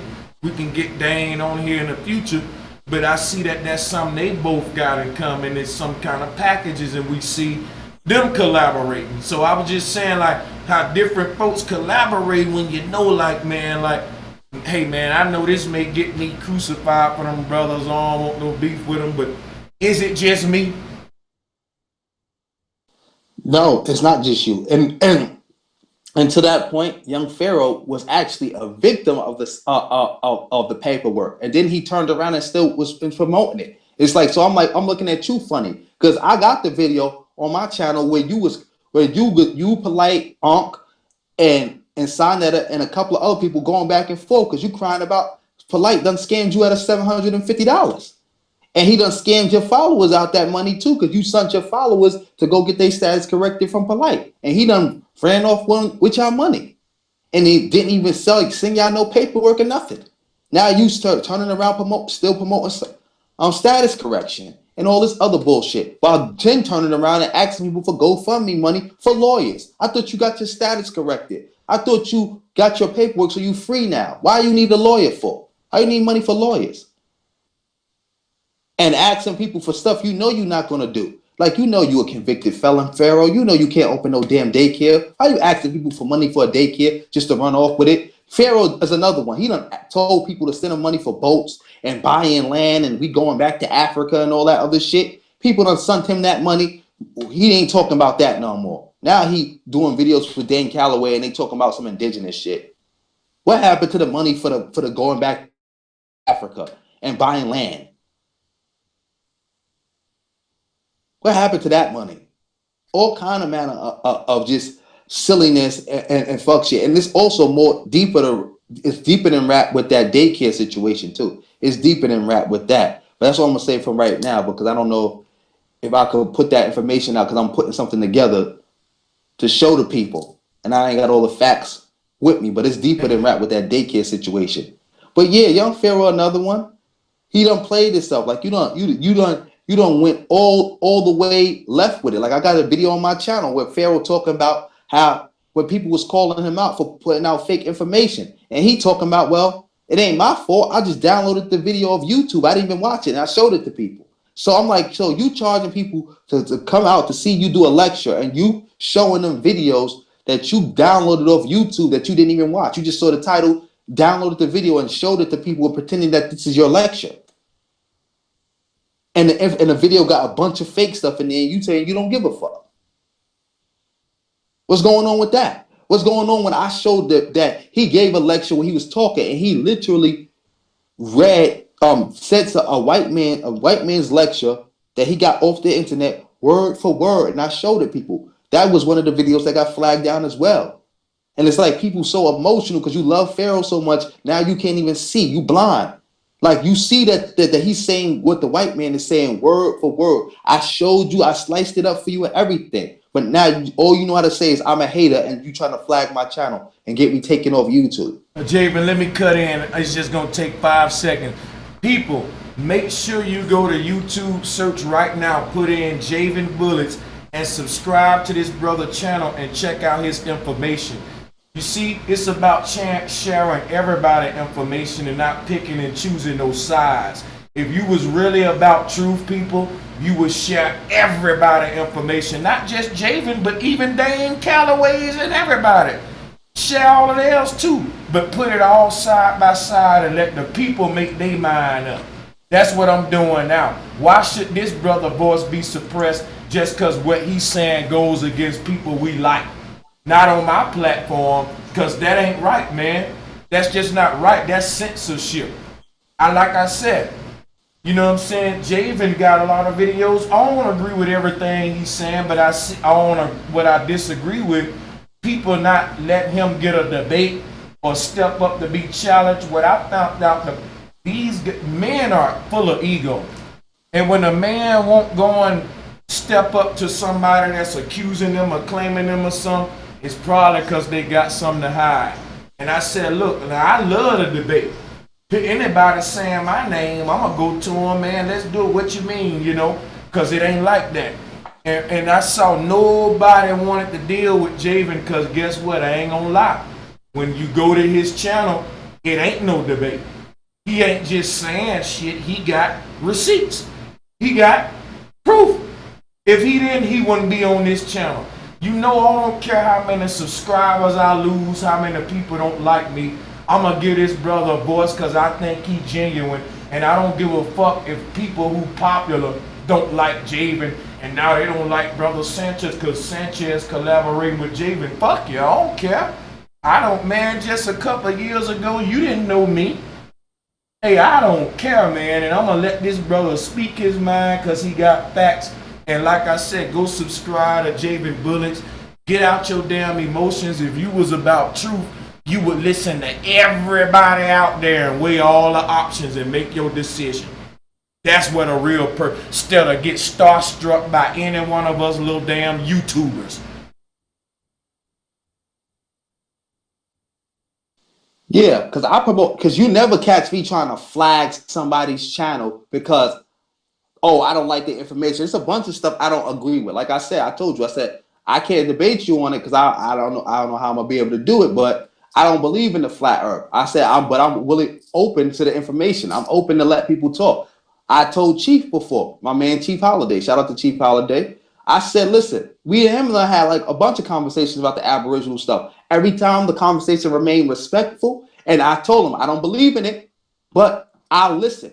I'll listen to your information. I'll listen. I'm going to with an open mind because there's a lot of things that I learned that I know now that when I was little I thought wasn't real, but I know now is a lie. People don't know. The reason it's so easy for me to spot scams and stuff like that because I've been scammed. I've been lied to. Like I don't went to school and got the same education everybody else got. I'm gonna tell you something like this, Sanchez. I didn't even know that black people had history outside of slavery until a couple of years ago. I didn't even know that. So it's like I'm open to hear anybody because I done heard it my whole life that black people ain't got no history. You was slaves and then you came out of slavery, then Jim Crow, then Martin Luther King, and then now you're here. That's what I was taught in school. That's all I knew. And I graduated from high school and all that. I was going to college, but I had to fall back. But it's like, you feel me? I done been there. I know that there are people keeping information from people. And I done found that out on my own, just being hungry for information and knowledge. I done found that out on my own. So I don't knock nobody. Even if I say I don't believe in it or I think it might be pseudo, I don't say cut your information off. People don't even know this. When people was attacking young Pharaoh saying that he shouldn't give a voice in the community, I was the only one defending him. People don't even know that Kev Gills used to be coming at young Pharaoh. And then I had to defend I had to get on him and tell him to fall back and leave Pharaoh alone for just mocking his information. Because it's like, you don't know if the Anunnaki is real or not. Hear the brother out. If you don't believe it, you don't believe it. But don't try to censor the brother. Don't try to belittle him and make fun of him and disrespect him like Polite was doing, even though he followed Dr. Malachi York, and he talked about astral projection too. And and Polite used to talk about it when he was Dr. Polite. I do that. That's what I do. So I don't never censor nobody information, and I'm more than welcome for anybody to hear anybody what they got to say about me. That's why at the end of my videos, I always say, did I get it right or did I get it wrong? And then people say in the chat room that you got it wrong, I don't delete them. I don't call them names unless they calling me names and they trying to be disrespectful to me. But otherwise than that, I don't be deleting people's comments. I let it flow. I don't take off the thumbs down. I let that video just go like it go. I let them get the thumbs down, get the thumbs up, let people comment. Ain't nothing personal. We just trying to get to the best place we can get. And we only gonna get there together. Nobody got a monopoly on the truth. That's a fact, my brother. And I'm glad. See, that's what I'm talking about. See, Javen got more maturity and respect than a lot of us brothers, man. When I came after the alien thing, I ain't gonna lie. I came after it arrogantly, egotistical. You believe in little green, man? Ha ha ha! Shame on you. But just to hear Javen's response, that's a little bit more tolerance, I guess I gotta grow to. But see, what I researched about the whole alien thing is the government trying to use that to attack us in the future. But that's another story. You right about Polite. He was teaching the same thing, kind of like what Pharaoh was teaching. They come from the same teacher. I don't know why would it be too different, but nevertheless, people evolve. And Polite, what I respect about him, he didn't just continue another man's teaching. He said, okay, I joined the New Wapian Nation, but damn it, I'm going to see how to use this knowledge to apply to myself to get out of my situation. But at the same time, I know Polite was a Crip. He admitted to being a Crip. And I know Crips are money makers. I don't care what nobody say, but the Crips they known for making money. They call the rolling 60s, rolling rich. A lot of them niggas got six figures and some millionaires. I hate to bring this up. I'm just saying, if he was a Crip superior like he say, he got a very organized business entrepreneur mind. I'm gonna tell you something. Excuse me. I remember watching Polite before I had a YouTube channel. He inspired me in a lot of ways. So just to see what a lot of these guys going through now, it kind of disappoint me. I never be too full of ego to say that Polite wasn't doing it before me, because he was. I'm new to this whole shit. I just grew fast. And I think that I kind of went through what you went through, where I connected with a lot of these guys. I never met Polite, but I did the debate with Jabari on Sonnet and all that. I got another insight into this community other than what a viewer or subscriber would have, so to speak. If you're a content creator, you have a different view of the community than just the subscriber. You know what I'm saying? And it's just that way. It's like you start meeting some of these people and realizing things, But anyway, what I don't like about what Polite did real quick, and I'm going to pass the mic, is that he came out humble, preaching kind of against capitalism, so to speak, but then started kind of worshiping money and talking down on other brothers who wasn't necessarily on his level with it. Like, this why you ain't getting it. I thought the reason we wouldn't get it is because the American dream was bullshit. And that's my thing about the contradictions of Black America.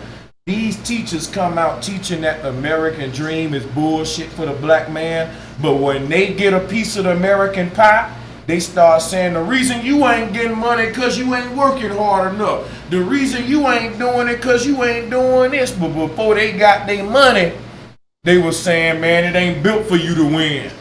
It's the system working against you. I mean, is it just me? Yo, bro, Sanchez, it's not just you. This is what I was telling people before, that these dudes is not genuine. They're not genuine at all. Just like when the people who came at Polite, they was coming at Polite. Once they got some YouTube money, now they magically see the world the way Polite see the world. It's all of these dudes are not genuine. A lot. That's why I tell people you gotta watch out for a lot of these dudes. A lot of these dudes is broke. They got nothing. So they took that shit. So they try to get money out of you. And then once they get a lot of money out the people, now they get to live how they really want to live. They don't believe in none of that broke shit that they was talking. They just happen to be broke. They just know that people like to hear that. They like to hear that poverty pimp stuff.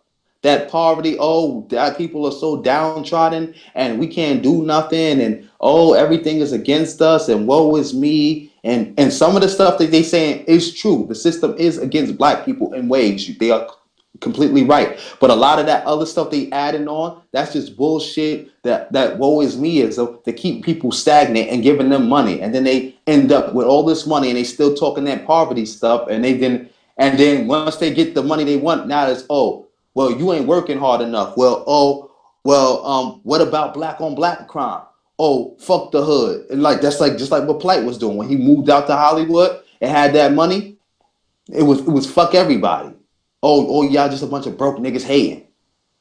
That's what it turned into. Just like God. He was the one coming at Polite, and I told people from Jump Street, like, God is not sincere. That nigga just mad Polite getting money and he ain't getting money. He want to get money. And what happened as soon as he started that hip hop channel and he started getting some asset money, now magically he understand what Polite talking about, and Polite is the truth. And now he want to link up with Sarnetta and all this other stuff. And then now when the hip hop channel grew even bigger, now he not even pro black nothing no more. That pro black shit went out the window. He not even speaking on hip hop from a pro black perspective. It's just gone. It's just gone. But bro, Sanchez, is getting kind of late, and I gotta go. It's getting late. It's okay. Monday tomorrow. Gotta go to sleep and stuff. Thank you for having me on. Yeah, it's a pleasure. Because we could do this at another time, anytime. Yeah, I was just finna tell the people, not to cut you off, just to let them know, it is 10 o'clock, y'all, his time. He's 3 hours ahead of us, so just so they know, most of my people West Coast, so they like, late, what you mean? It's 7 o'clock. No, he's 10 o'clock his time, guys. Yeah, you wanted to say, hey, a lot of the people was asking how can they find you on YouTube. So what just type in my, you see the name that Bro Sanchez with Haven Bullets, just type in my name, Haven Bullets. All the channels that come up is mine. You'll hear my voice. Haven Bullets, the knowledgeable, Haven Bullets, no face killer, Haven Bullets reborn, Haven Bullets beyond. That's all me. That's all me. You just click it. It's all me. You watch the video, drop a comment, tell me what you think. I do my best to answer all my comments that I get. Sometimes I don't get a chance to. Sometimes it's just crazy. But whatever, you just ask of me and we can talk. I never turn down. I never be Hollywood that I can't talk to nobody. If you got your own platform and you want me on and you want to talk to me, you want to debate me, you want to do anything, I'm down for it. All I ask is that we just be respectful, because I'm gonna be respectful to you. But it's only that respect only gonna go so far if you're gonna keep calling me a bitch and a bitch ass nigga and saying I'm stupid and I'm dumb and all that other crazy shit. Because I don't talk that way to people. So I just ask you don't talk that way to me. But if you want me to speak on somebody, want me to debate somebody, or just want to build or ask me questions, comment section, hit me up on Facebook, Twitter, Instagram. I got all that. It's in the description box. Whatever. No doubt. Hey, let me thank you again for coming through, brother, because I know that being on your time, you had to press it into your schedule. But you know, we good. We gonna holler at each other on Facebook and set up the next one. Go ahead, my brother. Be safe. I'ma close this out with the people, and you gonna holler at me, and we're gonna keep this joint going. All right, peace, everybody, All right. peace. All right.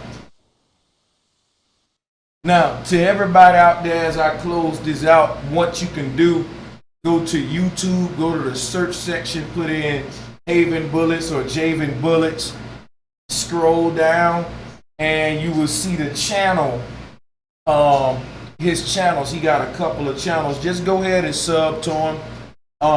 What I'm gonna do, I'm gonna expand this community of ours by dealing with everyone, and I'm gonna get over my emotions, and I'm gonna be willing to talk to everybody,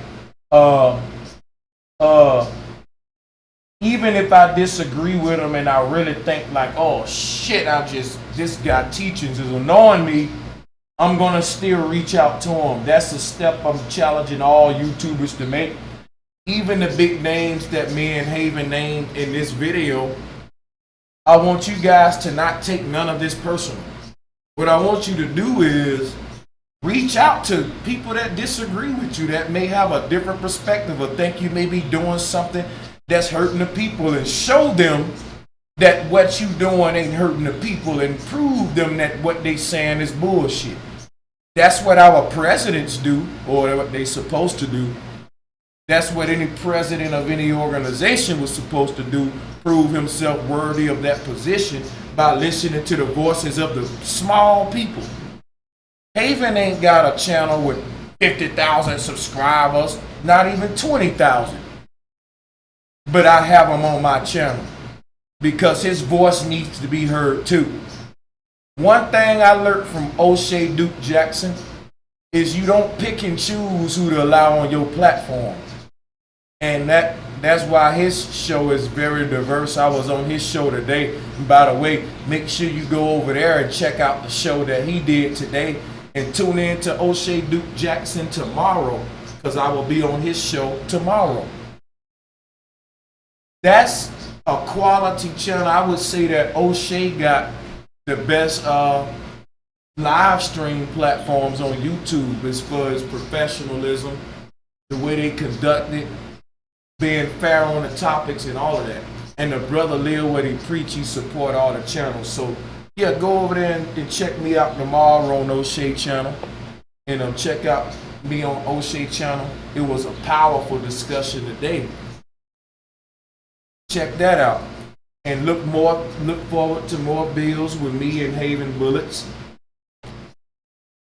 Look forward to more bills with me and a lot of people you may not want to expect me to collaborate with, because we may have so many opposing viewpoints.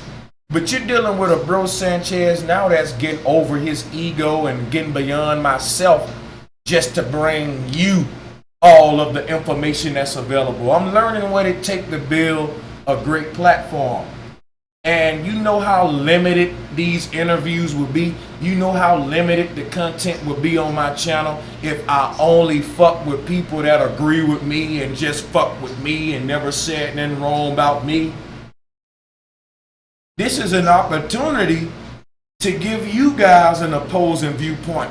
But it takes integrity from the YouTube content creator to allow people on their platform that's not just going to always suck them off. Did you hear me? It takes integrity for us black male, not just black male YouTubers, period. It takes integrity for you to allow more people on your platform other than just people that's just going to suck you off. Because you selling your subscribers short. Your subscribers want to hear more people speak than just you. It's okay to broaden your platform. We know that, yes, it's Bro Sanchez TV, Bro Sanchez Live. Some people do every video with just them. But does that show unity? How can you do a video with just your fucking face on the camera every show, you doing everything every time, but you teach about unity? You got unity and what you supposed to be promoting. You got unity in your mission title, but we don't never see you unite with nobody. And when you do unite with people, all of them agree with you, or either all of you crooks or some shit like that. It's beneficial. What I'm gonna do is set the standard for YouTubers by being the Christ. You know why I call myself the Christ? Because I'm sacrificing. I ain't gonna lie to you. It took a lot for me to reach out to Javen Bullets, because I felt like the video he put on his channel didn't show me in a good light. I didn't want nobody to see the scram video. Otherwise, I would have uploaded that video on Sanchez TV. So him uploading it, yeah, I ain't like it. But when I went on his channel, I was like, okay, it ain't even that deep. Folks, like he said, folks was in the comment section like, yo, this song dope, yo. You know what I'm saying? I ain't taking that serious, because what was important to me was not the video that Javen made about me. It was after I went to the rest of his channel. Because what I was gonna do, I was gonna make a video responding to him and going in on him since he made a video about me. But what happened was, when I went to a lot of videos on his channel, I was like, damn, this dude really exposing a lot of these scammers though that I be exposing too. And I was like, damn, you know, the video he made about me ain't the only thing people could say about Brother Sanchez is I used to be a rapper. They can't say I'm selling you no packages. They can't say I've scammed you on GoFundMe or no type scams. So that's what also me and Javen Bullets got in common. Me and Javen Bullets, our hands are clean. We never scammed you guys. We never did it. At least I could, and that's what made me resonate with him. Because I do what I do for y'all. If you pocket counters want to really prove me wrong, count my pockets. Look at when I go live, how many hours I be live and how many donations I get. And tell me, can I make more money working a 9 to 5? I'll spend 5 hours on this shit and make $30. So what I'm telling you is I do more than YouTube to be able to tell the truth and not compromise myself. I got other venues of income. I'm managing 3-4 different incomes. And that's what I be trying to teach to other people instead of making excuses and being victims. You don't got to fucking work for nobody. It's about what you want out of life and going out of that. But just to make a long story short, what I wanted was to tell the truth and get closer to the Creator, telling the truth, which gonna empower us. What I found out was in a way of our journey, the truth was a lot of scammers, a lot of things that we may want to touch on and make, because you know we love our brothers and sisters, and that's why the spirit behind this stream is not no slander type shit. It's not no calling nobody out their names, disrespecting people type shit. It's only me and Javen stating our disagreements on the actions of other teachers or YouTubers. We got the right to do that. To say, hey man, there's some YouTubers out there, guys, that's selling packages and doing all this, and me being your content creator as Bro Sanchez TV, I don't agree with that, and I'm telling all of my subscribers to stay away from that. I got the right to do that because I started my YouTube channel to teach my message to my people. And sometimes my message may disagree with a lot of more other people's messages. That don't mean you should hate us, say that we're hating on people, we shitting on these guys. No, I disagree with packages and paperwork. I think is wrong. And there's some black men who agree with it, who think it's right. We shouldn't beef behind it. We should come together and discuss the paperwork more and see why some of us think it wrong and why it's right, and get to the bottom of it, and should we really incorporate it into our community or not. But we can never do it if you can never unite with people unless they just agree with you all the time. That ain't how the United Nations was built, people.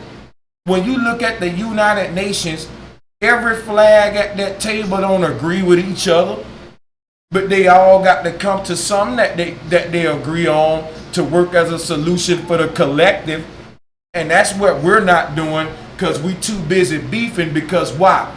Man, Javen Bullets making videos against paperwork and I sell paperwork.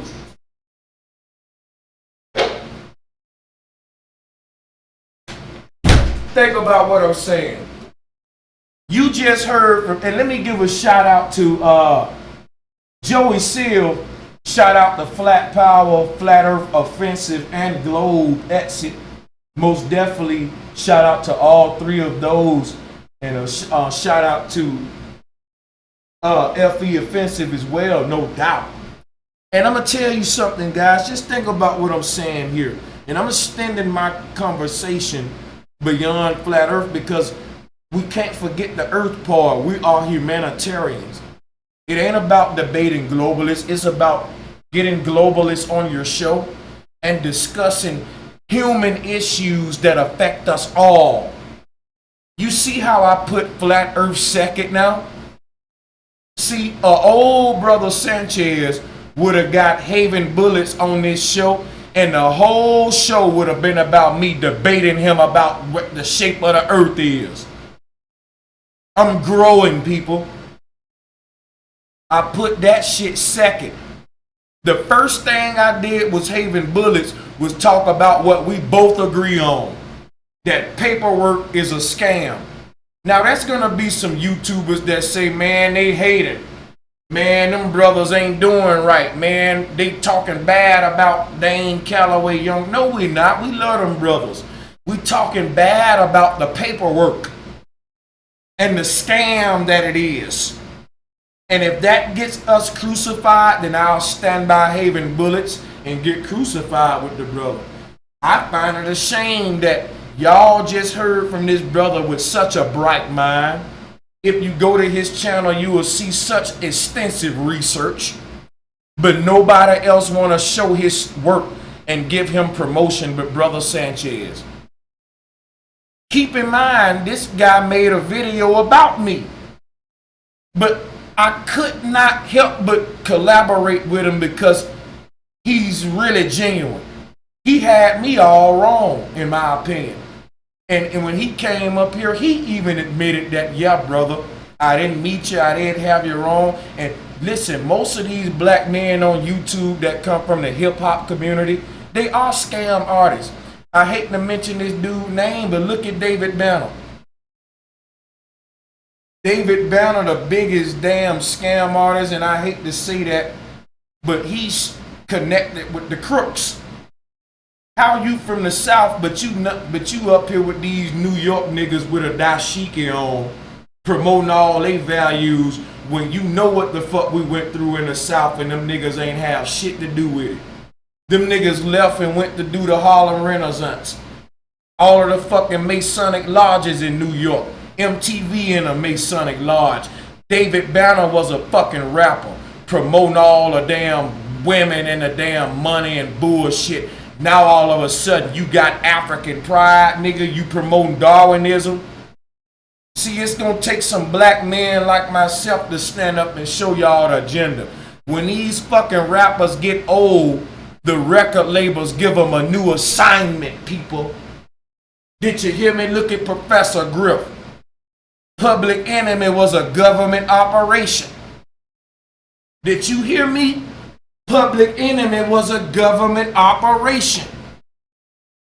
It usurped the real hippie movement that was gonna take us away from World War. And they came with the hip hop movement to usurp the hippie movement. The hippie hop. See, the hippies was a group of people, your mama, daddy, your great grandmas, get control of their own music industry. They was throwing their own festivals. And they was getting into growing hemp and dealing with cannabis. Shit that the government just getting in now doing cannabis healing. The fucking hippies been doing the cannabis healing dealing with the oils, the psychedelics, the ancestral shit, the music, the integration of all people of all cultures rising up against the powers. That was the hippie movement. What stopped it? The hippie hop movement. You notice that your first hip hoppers was dressed like the hippies? And where did they come from? New York. The operation of the black mind and to control the black community, the psychological and sociological operation, Tavistock Institutes, the Masonic agenda, always came from black sellout niggas up north. Where you think Prince Hall was from? Up north, Boston. Prince Hall Masonry began. So what me and Javen doing is a risky job. It ain't for no weak ass niggas who's scared to be targeted. I know niggas got money on my head. But I just, see, to me, I'm already dead when I can't tell y'all the truth. The moment I got to know the truth but can't tell y'all, I'm dying inside. I'm not sleeping good at night. When I go live with other brothers willing to tell the truth and I can get this out to the people, I sleep better at night, even if it make me targeted. It just means this was my calling. You've been bamboozled for so many years by the so-called black leader, black people. Like I said, all the way back to ancient Egypt with Narmer on up to Garvey. The truth is stranger than fiction. When you start telling the truth, you don't get a lot of support in numbers. That's why Javen Bullets ain't growing. Nobody want to share the brother. But you can look forward to more collaborations with me and the brother. You can look forward to more collaborations with me and some of the people he mentioned. We ain't shutting the doors. We welcome and invite the people that disagree with us because we feel strongly and confident that we got the truth. And if the person you follow and felt confident that they had the truth, they would do what I'm doing now. See, I reached out to this man, Javen, not because what we disagree with, because what we agree with. I could have debated him on flat earth, but it would have took away from some information that can help the people. Me debating him on flat earth won't help the thousands of people that's spending their money on paperwork that's not going to benefit them. I'd rather share that information he got and debate him on flat earth another day. Because what we agree on is more powerful than what we disagree on. That's why I continue to support young Pharaoh and Dane Calloway. Because they totally disagree on, Aboriginal and Kemet or out of Africa. I don't think Dane Calloway believe in aliens. Pharaoh do. It means a lot to see them brothers come together and disagree on a lot of things, and you still see young Pharaoh with the Pharaoh uniform and Dane Calloway with the feathers. I like to see that. I hope they continue to do it. The last video that they did together was speaking up for you women. Same thing that I'm doing. We gotta protect our women. Shout out to them brothers. Y'all know we all for our women over here in the Great Mother.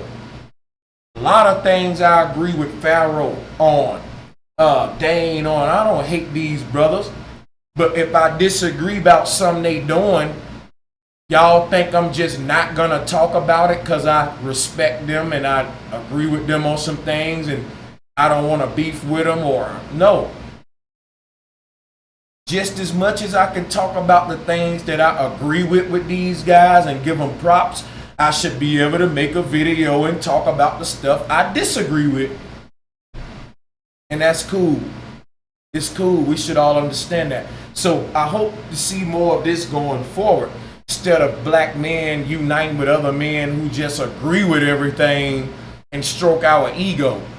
The people that rule this world will not rule it if they just agree with everybody that they agree with. They have to look at what they, if they just battle everyone they disagree with, all of the royal families would be beefing. Even though they do beef, they can get beyond that, the rulers all. So I know this is a long closing, but it's necessary. Look at the unity me and Javen Bullet showed in this video. And look at how many people gonna hate that I got him on this show and gave him a voice. But yet these are the same people screaming unity. For example, I wouldn't expect Dane Calloway or Young Pharaoh to feel some kind of way that me and Javen Bullets had this stream. Because they're a prime example of what me and this brother trying to do. Show unity whether we agree or not. And that's what me and him did. Exactly what Dane Calloway and Young Pharaoh doing. So if you can get them two brothers prop for unifying, you should be able to give me and Javen props right now. And we should be able to come together. Me, Javen, Dane, Pharaoh, all of these black men. What's separating us? Ego. All of us, Dane should make a video saying, you know what, Javen, Bro Sanchez, all of y'all, let's just do a stream, a unity stream for the people with Young Pharaoh. Why does somebody got to get paid to unite when you're preaching unity? Let me tell you some people, anybody preaching unity, but when somebody, another brother of an opposing viewpoint say, let's debate, or let's come together with unity and they don't want to do it, they ain't really about unity. If Garfield call me now and say, Bro Sanchez, let's debate, he ain't got to pay me. If Sonetta call me right now and say, Brother Sanchez, let's debate, they ain't got to fucking pay me no penny. I don't care how much money they making. My people support me. I'm going to go over there and debate for free because I want y'all to see me give them that work. I ain't scared. Sonetta ain't got to never give me a dime to do no debate. I don't need money like that. I ain't hurting like that. And I don't care how much money he make from the debate. I don't give a fuck because my mission is going over there showing them that these niggas retarded. And when I do that and his people see, damn, Bro Sanchez gave him that work. I don't care about no money and shit. You got to pay me a couple thousand to do a debate. Man, please. And this ain't no shot at the people who go with that, but they depriving the people of unity. So in other words, I can't unite with Sonetta and show unity that we disagree because he ain't paid me enough. That's hypocrisy. You can't teach unity to them when somebody say, come debate me, let's unite and settle these intellectual differences. You say, no, I ain't gonna do it because you ain't giving me money. First of all, that's capitalistic as fuck. And then people be like, well, you ain't feed my family. You mean to tell me if you don't go over there and unite with your brother on a Google Hangout, your fucking daughter gonna starve? You're a failure if that's the case. I can do free debates and my family still gonna eat, man. That ain't no excuse not to go collaborate with your brothers. I think a lot of dudes scared to debate. Now, I'm gonna keep it real with y'all, man. I don't care about friends and popularity and shit. Anybody talking about unity, but the moment they brother disagree with them and say, man, I think we should have a debate over here, let's have it, and they put a price tag on it, they're telling you, the people, if you want unity, you gotta pay for it. I never charge any but brother to go on a panel or debate them or nothing like that. I never charge a brother for that, even if they is making money off it.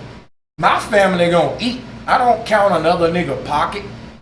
I'm self-sustained. I don't care if Sonetta bring me on there to debate Jabari and he don't pay me, but he make thousands. I'm good. Shit, I'm good, man. So even though I disagree, hell, I'm not taking up for Sonetta. I'm just showing y'all what being a man about, not taking sides. We got to get out of the cliquish attitude. It's about you, the people, not us damn YouTube creators. Don't worship none of us content creators. Don't believe none of what we teach. Research everything on your own and prove all of us wrong. Even me, y'all. Don't believe what I'm teaching you. Don't believe nothing bro Sanchez teaching you. Prove me wrong. Don't worship us people to the point where you get blind and get scammed. I care about you. Not that you to believe everything I say. Challenge me. I want you to start thinking for your damn self and quit being ignorant, because I'm seeing a lot of grown-ups get scammed by little children. It's sad. It's scary. Wake up, people. That's my purpose of doing what I do. To always challenge your mind. Now wake up, all right? Shout out to Javen Bullets. Shout out to O'Shea Duke Jackson as well. And shout out to everybody mentioned in this video. Subscribe to all of these brothers. Learn what you can learn from them. And spit out what you don't need. Learn from Dane Calloway. Take on your Aboriginal pride. Get you some feathers. Start to embody the spiritual practice of the Aboriginal people on this land. Learn from young Pharaoh. Don't listen to the alien shit. Don't get into that shit. But learn about the Cometians and the Egyptians and the Pharaohs and how they apply to your life. So don't start worshiping people. What you need to worship is truth, and learn to decipher the information that these people present. Because when you start worshiping people, what happens is you don't challenge their information because you too busy worshiping them. Don't never get that way with me. Don't believe shit I'm saying, and don't never worship me.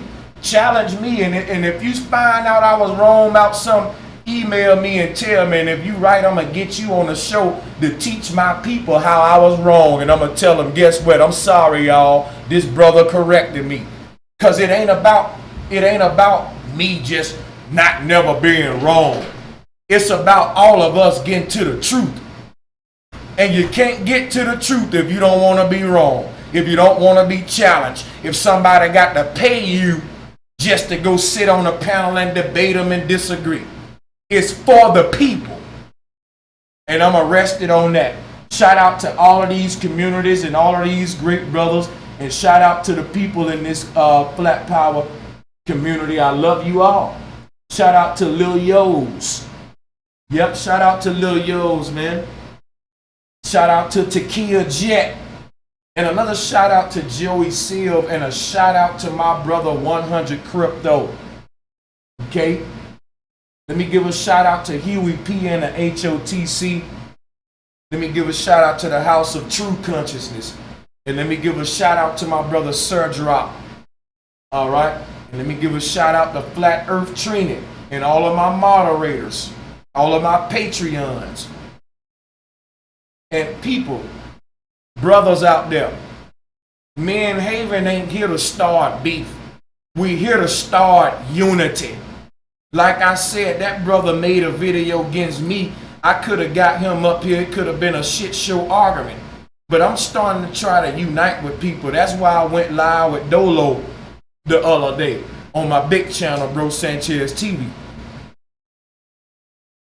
You know, if you disagree with what me and this brother said, if you don't like something we said tonight, don't hate us, our brothers. Yeah, we mentioned a couple of y'all names, but we didn't slander your name. We dealing with purely information. That's it. Not personal stuff. And we should be able to do that in peace without hating each other, threatening each other, getting all niggerish. And if it's about unity, the other brothers mentioned in this video would welcome us with unity and say, well, come on aboard, brothers. This is where you're getting it wrong. This is where you're getting your brother wrong at. And you will correct us. Instead of say, fuck them, you know, we're going to beef and they clicking up, we clicking up. No. Me and Javen are willing to unite with any of y'all tomorrow. Just email me, anybody. We don't want no beef with our brothers. I'm speaking for him too. We'll collaborate with anybody, even the people we disagree with. Because it ain't about the person, it's about the teachings. Now let me get up out of here, y'all. Peace and much love.